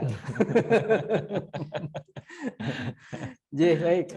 Ya, jadi untuk yang ditanyakan Bu Titi yang pertama tadi, bagaimana sih kita bisa mengawasi, mengontrol pergaulan yang di luar, meskipun ketika kita berada di rumah itu nilai-nilai ilahiyah sudah kita ajarkan gitu ya. Kebetulan begini Bu Titi, saya katakan salah satu sampel saya ini atau subjek saya ya itu juga dari keluarga yang taatnya luar biasa ya. Taatnya luar biasa, kemudian penanaman nilai-nilai keagamannya juga sangat luar biasa. Tetapi maaf, saya katakan ini oknum saja ya. Ketika di luar itu ternyata mengalami atau melakukan perilaku seks berisiko itu. Nah, ketika saya dalami, memang si anak ini ketika di rumah juga menjadi anak yang santun, ya, anak yang santun, anak yang sangat soleh gitu ya, solehah ya kebetulan. Dan juga semua aktivitas dilakukan, keagamaan dilakukan. Tetapi ketika saya tanya, ternyata dia mengalami ketertekanan gitu ya, tekanan di rumah. Karena dia merasa ada penolakan-penolakan secara nilai-nilai ilahiyah yang diajarkan di pola asuh di keluarganya itu. Tetapi ternyata tekanan di luar itu jauh lebih besar ya. Tekanan di luar itu lebih besar bisa dari pacarnya, dari teman-teman laki-laki yang lain gitu ya. Nah, tetapi ada satu hal yang perlu diperhatikan dari proses saya melakukan interview dengan yang bersangkutan, bahwa ada satu hal yang mungkin perlu ditingkatkan, yaitu sebuah komunikasi antara anak dengan orang tua. Ini mungkin membutuhkan ketersediaan waktu ya Pak Setia. Iya. Ketersediaan waktu, kemudian mungkin sikap-sikap kita dengan keluarga di rumah yang mungkin lebih welcome, lebih banyak menyediakan waktu-waktu yang berkualitas dengan anak-anak untuk bisa memberi ruang curhat. Ya, karena kadang-kadang mungkin si anak akan mengatakan pada orang tuanya atau pada ibunya, misalnya begini, Bu atau Bunda, saya itu kemarin diajak begini sama pacar saya nggak mau, tapi pacar saya mengatakan kalau kamu nggak mau berarti kamu nggak cinta dong sama saya. Nah, suasana percakapan ini sebenarnya ingin dia sampaikan kepada orang tuanya atau pada ibundanya gitu ya. Tapi mungkin bisa jadi komunikasi ini terputus atau terhenti karena mungkin rasa takut. Rasa takutnya kenapa? Bisa jadi mungkin ibunya akan lebih marah duluan mendengar itu ketimbang mendengarkan. Nah, ini komunikasi ini menjadi lebih bagus kalau dilakukan dengan sangat baik. Artinya kita juga menyediakan waktu yang tepat gitu ya, waktu yang khusus, kemudian bersendaguro dengan anak-anak kita gitu ya. Kemudian kita juga bisa bertanya apapun kegiatan yang dilakukan, sehingga rasa aware-nya ini, rasa welcome-nya ini, anak akan menangkap sinyal itu. Nah, akhirnya si anak akan menjadi mau bercurhat tentang sesuatu hal, termasuk kemungkinan ada ancaman-ancaman di luar, termasuk perilaku seks berisiko itu. Nah, ini yang kemarin saya dapatkan dari salah satu subjek saya terkait itu. Dan akhirnya apa? Setelah beberapa waktu dia mencoba membuka diri dengan ibunya, Dan ternyata ibunya bukan marah, loh kamu tuh anaknya ibu keluarga ini kok kamu begitu gitu ya. Ternyata tidak. Ibunya bisa memahami, oke, enggak apa-apa.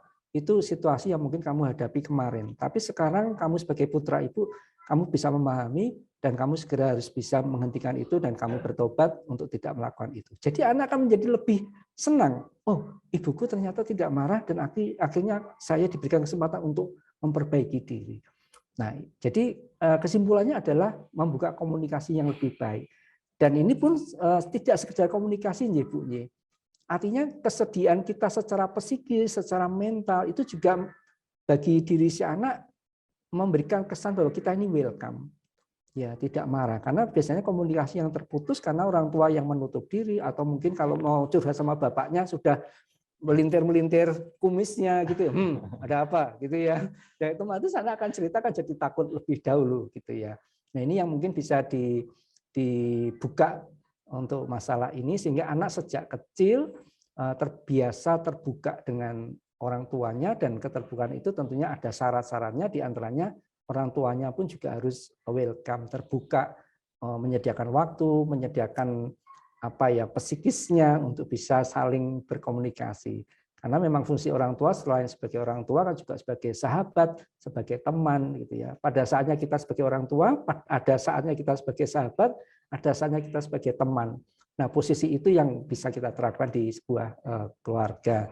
Kemudian untuk tadi pertanyaan terkait apa tadi LGBT ya. Oh ya, maksudnya di tayangan televisi. Oh iya. Itu kan ada Teletubbies, Pak Eri. Oh iya, Teletubbies. Pernah nonton nggak, Pak Eri? Sesekali pernah lihat ya, sesekali yang gitu ya. Berpelukan. Iya, gitu ya, 4 itu ya, 4 boneka ya, merah, kuning, hijau, merah itu ya. Seperti benderanya ya. Iya. Monggo, Pak Eri. Ya, sesekali saya pernah ngikuti sih ya, seneng-seneng gitu ya. Seneng-seneng asik gitu ya. Ya baik Bu Titi, jadi memang di awal riset saya, awalnya memang meneliti sebuah fenomena terkait dengan ini ya, LGBT, dan itu memang benar-benar ada dan salah satu atau salah dua dari subjek saya juga ternyata juga melakukan itu gitu ya. Jadi pernah subjek saya ini wanita dan dia bercinta dengan pacarnya yang secara notabene itu ada perempuan juga dan sudah pernah putus 2 kali dengan pacarnya yang 2 itu yang kebetulan juga putri semua, dan pacar yang ketiga yang kemarin waktu saya interview itu dia sedang menjalin dengan yang ketiga itu sesama putri gitu ya. Dan ternyata kebiasaan-kebiasaan itu tidak serta-merta terjadi begitu ya. Mungkin karena kehidupan sehari-hari atau misalnya karena begini Bu, pernah saya meneliti di sebuah asrama itu ternyata awalnya ya mereka mungkin sekedar membantu menimba itu ya air di sumur untuk mandi ya, air mandi itu dibantu, terus piringnya ikut diasasain dia gitu ya, dibersihkan, tempat tidurnya ikut dibersihkan. Jadi mungkin karena yang satu ini mungkin kurang perhatian dari keluarga, tapi dia mendapatkan perhatian dari pasangan di kamarnya ini, akhirnya timbullah sebuah rasa cinta itu. Gitu. Bahkan saya mencoba untuk memberikan challenge ke dia, kamu mau nggak saya beri hadiah, tapi kamu harus bisa putus dengan pacarmu, kamu nanti saya beri kenalkan dengan pacar yang mungkin laki-laki yang mungkin lebih ganteng atau apa gitu. Dia nggak mau gitu ya. Jadi merasa ya dia pacar saya gitu ya. Dan ini memang perlu dipahami, memang ada perilaku-perilaku atau sinyal-sinyal badan yang berbeda ya. Kalau biasanya ini hasil dia menyampaikan ke saya ya, itu mengatakan memang tampilannya mungkin lebih, maaf ya tidak semuanya ya, itu mungkin ada yang tomboy gitu ya. Nah, yang tomboy ini biasanya memerankan sebagai laki-laki gitu ya. Kalau yang wanita memerankan wanita ya dia akan menjadi yang feminim, lemah lembut begitu ya. Meskipun tidak semua tomboy begitu ya, tapi ini hanya kebetulan saja begitu. Nah, ini yang perlu diwaspadai, kebiasaan-kebiasaan seperti ini yang kadang-kadang bisa menjerumuskan pada situasi percintaan ya, sesama jenis ya. Bisa wanita dengan wanita, laki-laki dengan laki-laki gitu ya. Ini memang sebuah fenomena, ini perlu ini ya. Artinya memang tontonan itu juga nanti memberikan pengaruh juga Pak Eri. Betul. Seperti ya akhirnya kemarin yang baru saja diwawancarai Deddy Kobuse ya Pak Eri ya, di close tidurnya ini. Jadi Ragil ya, waktu kalau nggak salah. Oke, saya sebut nama ya, mohon maaf oknum gitu ya. Kalau saya sebut nama, ya artinya setelah itu di take down karena di apa sinyalir mendukung begitu. Ya, baik Pak Eri. Jadi tadi Pak Eri menyampaikan bahwa memang keterbukaan orang tua untuk setidaknya menyediakan waktu untuk berkomunikasi gitu. Artinya juga terus kenapa ini terjadi, banyak mungkin ada tekanan dari pacarnya. Kalau kamu nggak begini, nggak cinta dong. Saya tuh dulu pernah apa ya guru BK Pak Eri cerita, aduh ini kok katanya anaknya ini sudah disinyalir sudah pernah melakukan gitu setelah dipanggil begitu Pak Eri. Terus ya dia dengan entengnya menjawab, loh kami ini kan memang pacaran Bu, guru BK-nya perempuan Pak Eri. Pacaran, kami ini pasangan begitu. Artinya dalam sebuah pasangan itu ya harus kenal luar dan dalamnya dong Bu. Ya itu ya jawaban kreatif mereka saja begitu saya kira. Artinya fenomenanya sudah sampai segitu gitu Pak Eri. Iya betul. Ya oke baik. Kak operator apakah ada pertanyaan lagi? Nah, ini tadi sudah ada yang bertanya lagi nih kepada Kak operator ini ya. Wah ini tolong agak ini panjang nih pertanyaannya Pak Eri. Oke, baik. Permisi Bapak, saya Sasa Indara. Mohon izin bertanya Bapak, kaitannya dengan seks yang di mana peserta didik ini khususnya di SMK. Ini Mbak Sasa ini ngajar di SMK ini begitu Pak Eri. Yang sudah memiliki ketertarikan terhadap sesama jenis atau LGBT. Tetapi siswi tersebut memiliki keinginan untuk sembuh, Pak Eri. Ya, jadi sudah tertarik dengan sesama jenis, tetapi pengen sembuh begitu. Mohon masukan ini dari Pak Heri. Saya sebagai guru BK sudah mencoba menggunakan ya berbagai pendekatan begitu mungkin, tetapi belum bisa membuat siswi tersebut benar-benar sembuh. Nah, monggo Pak Heri. Silakan. Baik, memang ini sebuah fenomena ya Mbak Sasa ya terkait itu. Karena memang itu ada di sekitar kita sebenarnya ya. Ya saya katakan di seputar oknum siswa, di seputar oknum mahasiswa atau siapapun ada gitu ya. Memang mereka sangat tertutup ya di komunitas tertentu sangat tertutup. Nah, Bu Guru Sasa ini sudah atau mungkin kita sambil ini ngobrol-ngobrol langsung Mbak. Oh iya boleh. Ya, oke. Mbak Sasa, ini Bu Sasa Mbak Sasa ya boleh. Ya ini yang sedang sebagai guru BK di SMK nanti. Nanti bisa memberikan confirm langsung Mbak atau Bu kepada Pak Heri untuk memberikan responnya ini. Monggo silakan dilanjut Pak Heri. Ya, dari pertanyaannya tadi untuk pendekatan sudah dilakukan gitu ya. Jadi Bapak sebelumnya Assalamualaikum warahmatullahi wabarakatuh. Waalaikumsalam warahmatullahi wabarakatuh. Oke Pak, sebelumnya saya sudah pernah cerita sama Pak Heri ya waktu saya bertemu dengan Bapak itu.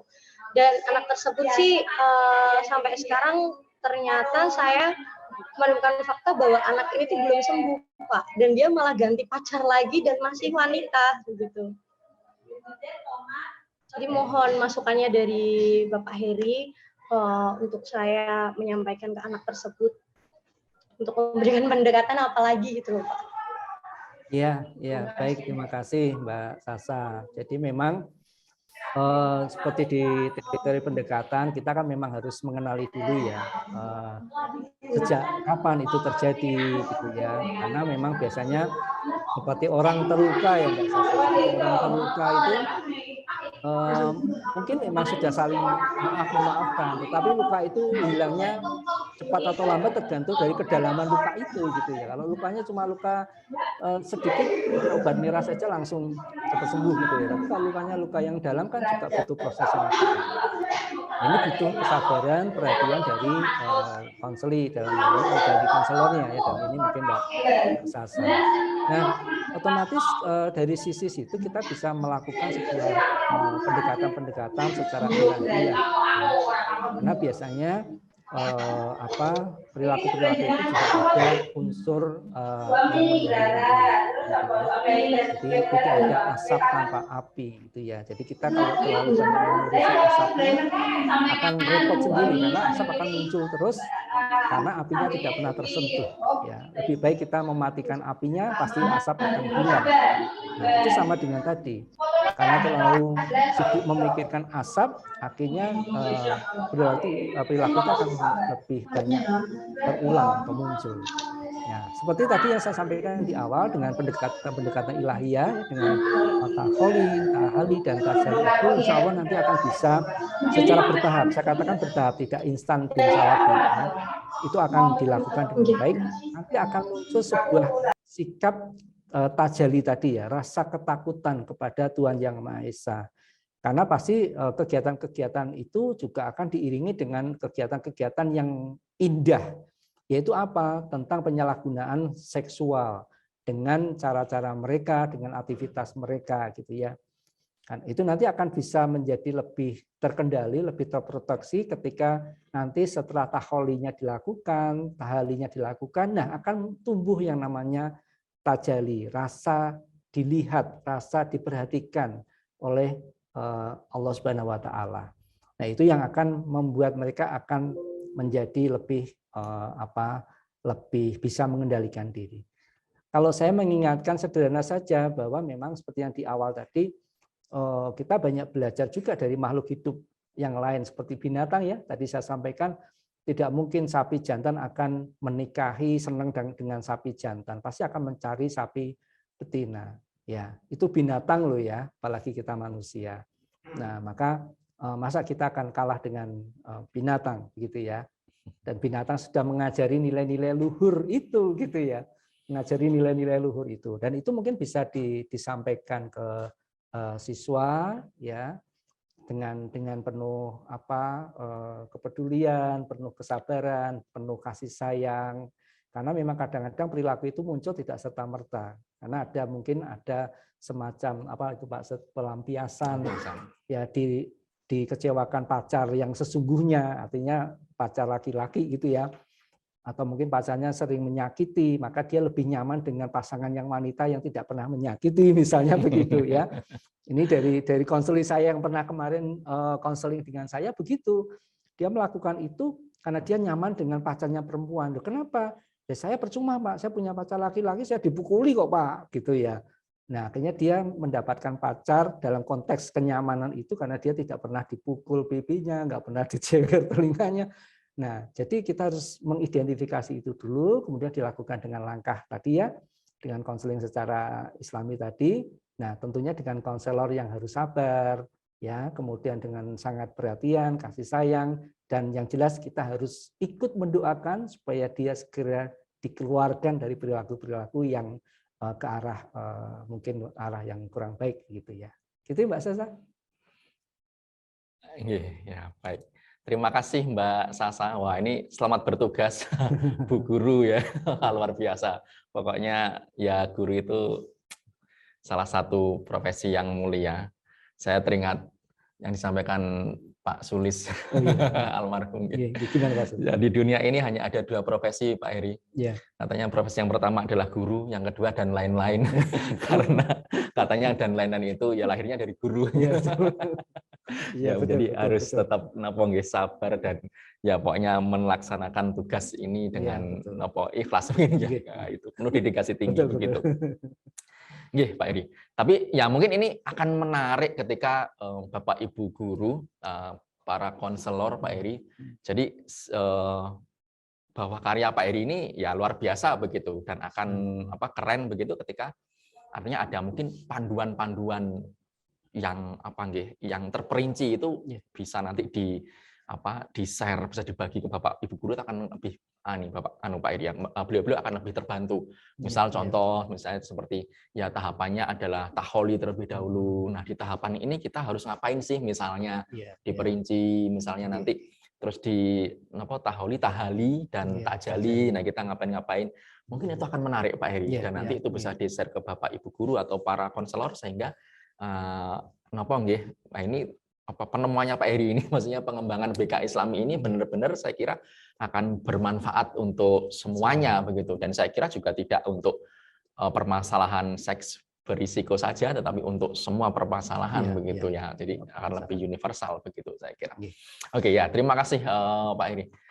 Adakah pertanyaan yang lain Kak Operator? Mungkin sudah ada di kolom chat atau dari Bapak Ibu dan peserta. Wah, adakah yang raise hand mungkin ya, kami memberikan kesempatan bertanya secara langsung, secara lisan begitu, walaupun ini dilaksanakan secara daring begitu. Nah ini ada lagi dari Heni Ambawati, Ibu atau monggo Ibu ini bisa on cam misalnya sambil saya bacakan dulu pertanyaannya. Selamat siang Bapak, izin bertanya bagaimana menghadapi anak yang misalnya dia kehilangan salah satu orang tuanya. Sebagai contoh adalah sosok seorang ayah dan hanya tinggal bersama ibunya. Otomatis dia kehilangan sosok ayah. Nah, lalu bagaimana agar anak ini tidak mencari sosok ayah di luar, misalnya kasih sayang dari laki-laki yang dia tidak dapat. Bagaimana cara untuk mencegahnya? Ini dari Ibu Heni, begitu nggih. Begitu nggih Bu Heni. Nah, monggo Pak Heri untuk memberikan respon kepada Ibu Heni menika. Selamat pagi Bu Heni. Selamat pagi Pak. Baik, ini pertanyaan yang cukup bagus sekali ya. Jadi ini anak yang kehilangan sosok ya, sosok ayah gitu ya. Misalnya begitu. Nah, ini memang perlu didalami lebih dahulu.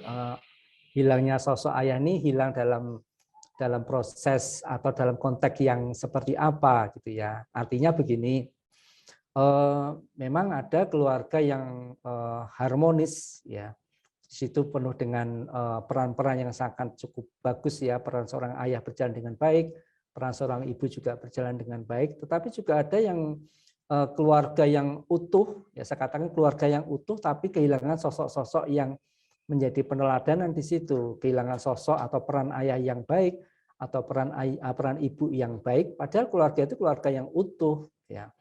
Dan yang ketiga ada keluarga yang memang tidak utuh atau keluarga yang bercerai gitu ya. Nah, keluarga bercerai ini pun juga terbagi dua ya.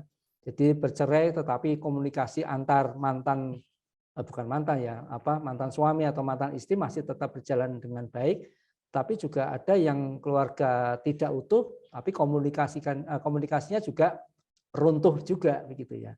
Nah, maka proses ini yang perlu diidentifikasi lebih dahulu.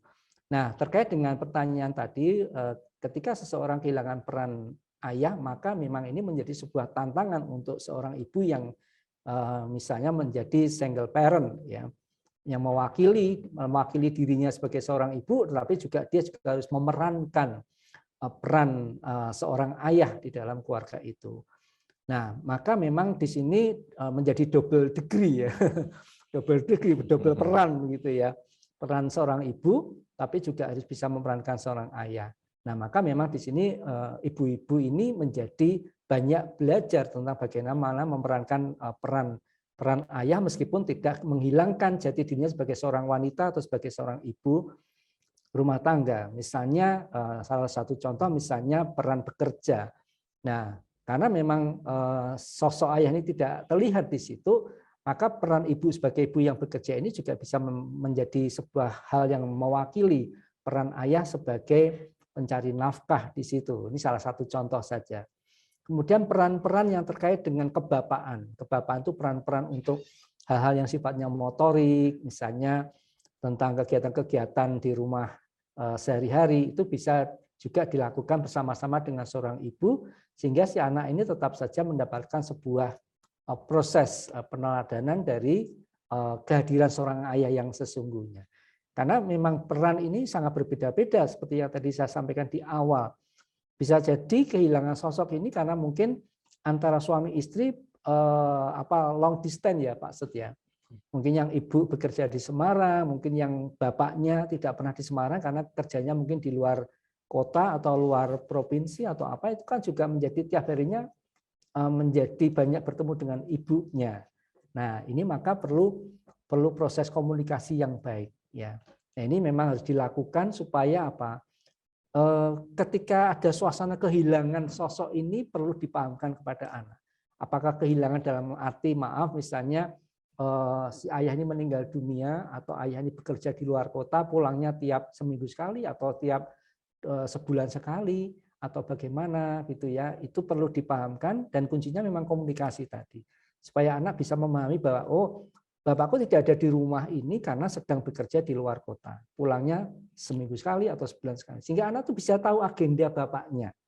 Nah, sehingga artinya ketika rasa kehilangan di rumah itu bisa terwakilkan oleh ibunya, meskipun secara psikis anak itu tetap bisa berkomunikasi dengan bapaknya melalui via telepon, sesekali bertelepon riau gitu ya, tanya say hello-nya dan sebagainya, maka anak tetap bisa merasakan secara psikis kehadiran bapaknya meskipun secara fisik tidak ada di rumah.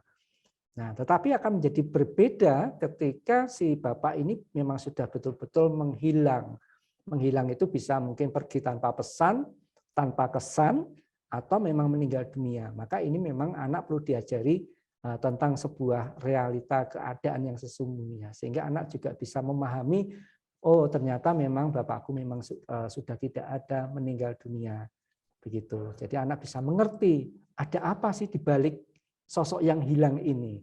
Nah, nanti anak akan beradaptasi sambil terus ada pendampingan dari ibu yang bisa memerankan peran ibu dan juga memerankan peran ayah yang secara konteks sebenarnya seorang ibu itu. Begitu? Ya, Bu Heni, mungkin ada hal yang ingin dikonfirmasi kembali, boleh Ibu? Dengan Pak Heri? Sudah terjawab, nggih. Nggih, baik. Ya, terima kasih. Nggih. Ya, baik, terima kasih Bu Heni. Jadi intinya memang nanti ngapa nggih Pak Heri. Jadi biasanya apa sih kebiasaan-kebiasaan yang biasa dilakukan antara anak dengan seorang ayah begitu. Betul. Jadi tidaknya oh ibu itu ya kalau ibu mungkin masak ngurus rumah begitu misalnya gitu. Terus dengan ayah misalnya oh biasanya bapak itu ngajakin mancing misalnya. Bisa jadi sesekali ibunya ngajak mancing gitu. Ya artinya kebiasaan yang memang biasanya dilakukan oleh seorang ayah di tempat yang aman ya, pemancingan ya, bukan di pinggir laut ya. Iya. Karena sekarang cuacanya sedang seperti ini Pak Eri. Iya, baik. Ya, adakah penanya lagi? Ini Mas operator. Wah. Oke, oh ya masih ini kehadiran. Bapak Ibu dan hadirin sekalian, untuk presensi akan di-share, akan dibagi di menjelang akhir kegiatan, dan nanti untuk keperluan presensi mohon Bapak Ibu bisa screenshot layar ya. Jadi nanti sebagai bukti bahwa Bapak Ibu memang mengikuti kegiatan ini dari awal sampai akhir begitu. Ya walaupun screenshot itu tidak menunjukkan awal sampai akhir nah iso malah bukti ini video rekaman. Gitu. Ya, itu sebagai syarat saja dari panitia begitu. Jadi Pak Eri, saya ya berbagi cerita saja. Jadi pernah ini sebenarnya kisah nyata tetapi memang diceritakan oleh seorang sahabat. Ya ibunya adalah seseorang yang bekerja di rumah sakit. Artinya kan kalau di rumah sakit itu tidak ada liburnya. Nah, liburmu pasiennya piye gitu kan. Malah bengok-bengok gak ono wonge gitu. Di rumah sakit dan kemudian si ayahnya ini kebetulan sebagai seorang sailor, sailor. Pelaut. Oh, pelaut. Popeye. Popeye. Seperti Popeye gitu. Ya, pelaut kan jarang pulang begitu Pak Eri. Nah, akhirnya memang kemudian si anak ini dia perempuan dan dia kemudian punya adik begitu.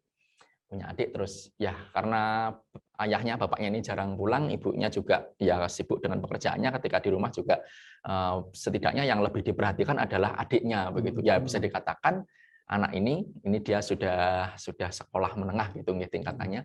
Ya kurang perhatian begitulah Pak Eri, kurang perhatian. Dan ya tadi mencari seseorang yang bisa memberikan perhatian.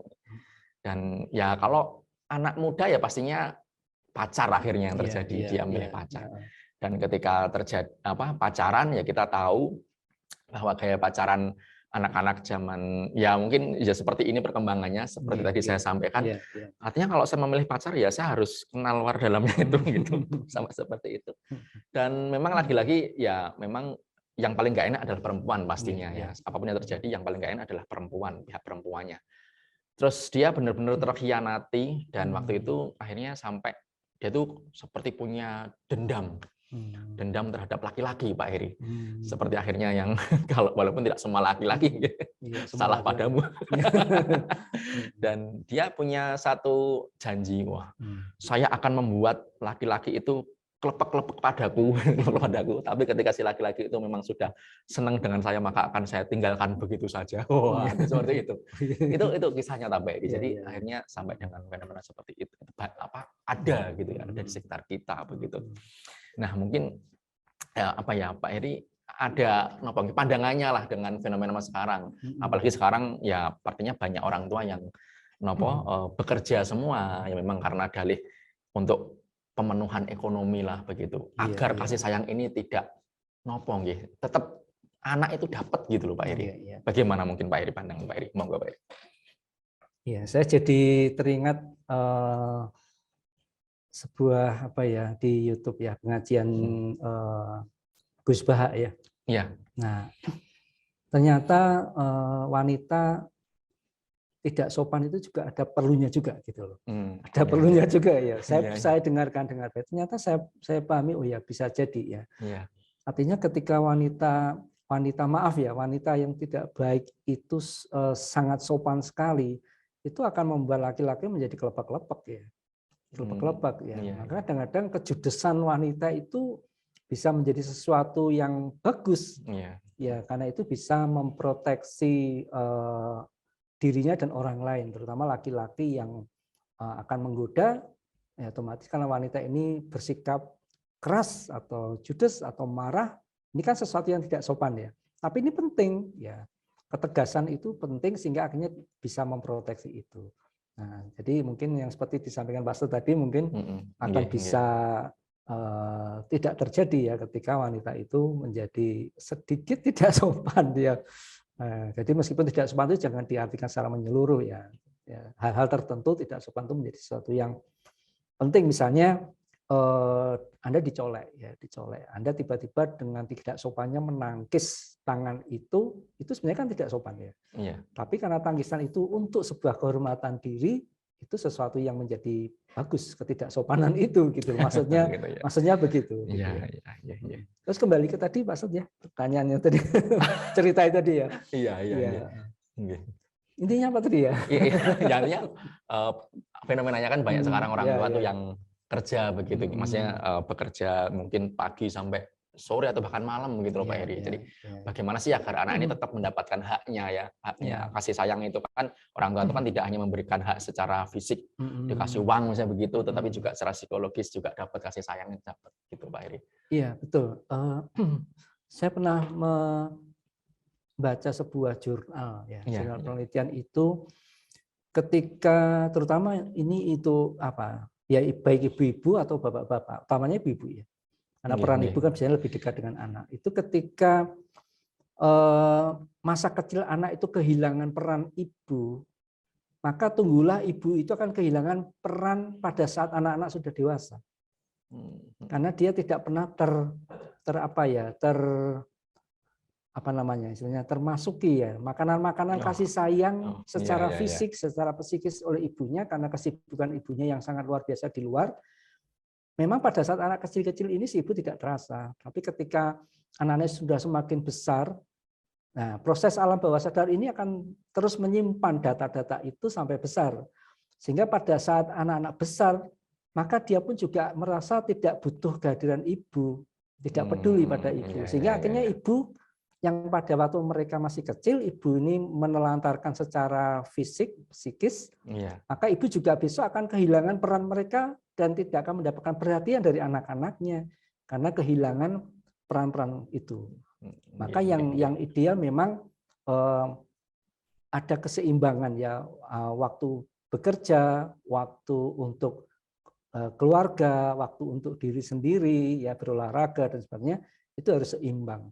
Kalau itu ada sesuatu tidak seimbang, terutama untuk peran-peran ibu dan juga peran ayah misalnya, si anak juga mendapatkan haknya dan itu akan tersimpan di alam bawah sadar dan besok dia akan membalasnya menjadi sebuah pengorbanan juga karena istilahnya begini, dalam hati akan mengatakan kamu dulu memperhatikan aku Bu, Pak, sekarang kamu sudah tua, sudah nenek-nenek, sudah kakek-kakek, aku akan bergantian memerankan diriku ketika waktu saya masih kecil, saya akan memerankan membalas itu menjadi perhatian pada ibunya yang mungkin sudah nenek-nenek, sudah kakek-kakek, anak ini akan membalasnya.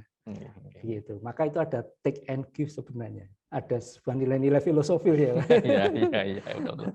Mendalam Pak Heri. Jadi ya makanya kenapa saya bertanya seperti itu? Artinya ya tadi misalnya bisa jadi bahwa pengembangan BK Islami tadi yang Pak Heri ini sudah bagi bersama kami semuanya, ya kalau saya berpikir ini pun bisa ya artinya kalau dijalankan secara profesional ya pastinya memang dengan tenaga profesional begitu, tetapi kan juga bisa mungkin ada nilai turunan sehingga ini juga bisa dilakukan oleh orang tua misalnya seperti itu gitu. Artinya ini untuk yang layanan untuk yang profesional, mungkin ini untuk yang orang tua. Makanya tadi mungkin kami semua akan menunggu nih karya Pak Heri selanjutnya. Artinya ya tadi ya langkah-langkah atau mungkin semacam pedoman begitu Pak Heri. Ini menarik nih Pak Heri ya. Ada pengembangan BK Islami ya untuk permasalahan hidup lah ibaratnya begitu nggih. Nah, dengan langkah-langkah tadi taholi, tahali, tajali begitu. Wah, di langkah taholi ini apa? Kemudian nanti kami harus bagaimana begitu. Wah, di sini apa yang harus dilakukan nih? Kalau untuk orang tua mungkin seperti ini, kalau misalnya guru bagaimana di tahap tahali nanti seperti ini, di tahap tajali akan seperti ini, akan sangat-sangat membantu kami semuanya sehingga bisa menerapkan ilmu ini, maksudnya BK Islami ini atau bimbingan Islami ini, kalau mungkin bagi orang tua dalam kehidupan keluarga begitu, Pak Heri. Iya, baik, insya Allah. Gitu, ini keren ini Pak Heri. Ya, baik Bapak Ibu, adakah yang ingin disampaikan lagi? Monggo, silahkan. Mungkin dengan terkait mungkin Bapak Ibu yang mengajar, ya memberikan pelayanan di sekolah, Bapak Ibu guru BK. Bisa dikonfirmasi lebih lanjut. Nah, mungkin bagaimana Pak Heri tentang pelaksanaan BK Islami kalau kami di sekolah. Kalau saya sih nasionalis, maksudnya sekolahnya sekolah umum begitu, nasionalis. Umum, maksudnya tidak berbasis Islam misalnya, dan siswa-siswa kami ini ya beragam begitu nggih. Ada yang Muslim, ada yang dan Muslim. Ini bagaimana ini diterapkan ini seperti ini? Seperti itu. Wah, ini ada yang bertanya Pak Heri ya. Ada Ibu Samsiah. Ini ada Ibu Samsiah sudah raise hand begitu nih. Assalamualaikum Bu Samsiah, selamat siang. Bisa open mic Ibu Samsiah?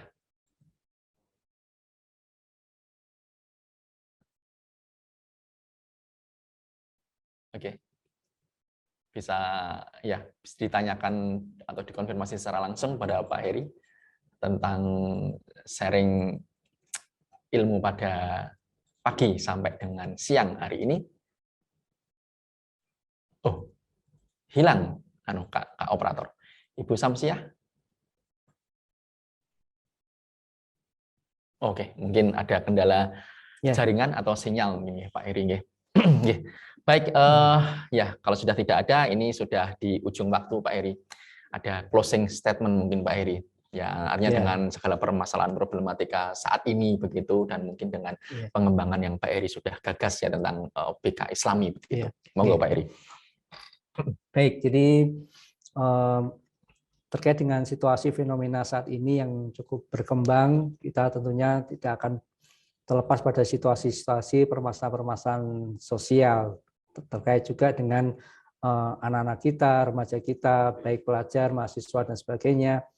Ya, termasuk situasi perilaku seks berisiko itu.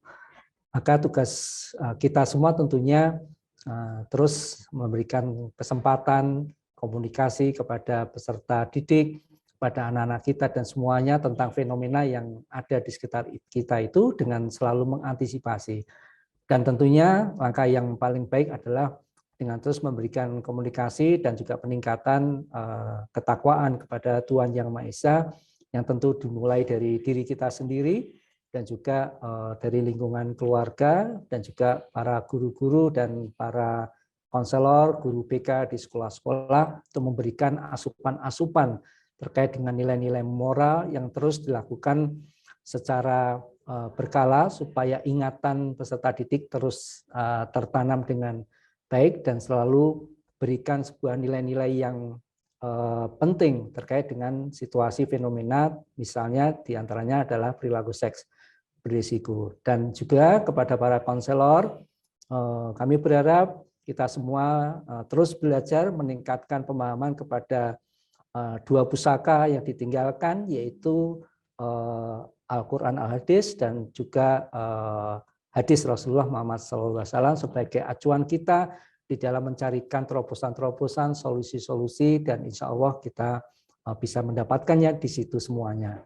Dan berikutnya adalah jangan lupa selalu berdoa, baik doa untuk diri kita sendiri, keluarga, dan juga seluruh masyarakat dan konseli-konseli yang sedang kita tangani. Semoga Allah Subhanahu wa taala memberikan hidayah dan memberikan keberkahan dan mereka mendapatkan kebahagiaan. Ya, baik ya. Terima kasih Pak Eri ya. Ini luar biasa. Jadi Bapak Ibu, wah ini ya. Terima kasih, sehat-sehat selalu untuk Bapak Ibu dan teman-teman semuanya. Amin. Pak Eri, ada doa dari teman-teman ini untuk sehat selalu ya untuk Pak Eri begitu. Amin. Terima kasih.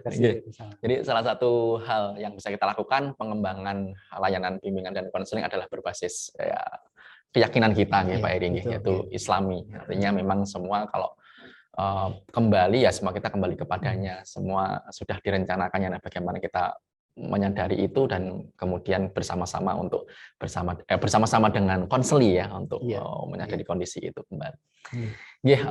Bapak Ibu, tidak terasa 2 jam telah kita lalui bersama begitu ya di webinar 100 doktor dalam rangka memperingati Disnatalis ke-41 Universitas PGRI Semarang, dan ini khusus untuk dari Fakultas Ilmu Pendidikan ya. Sudah ada 13 doktor dari Fakultas Ilmu Pendidikan yang tampil.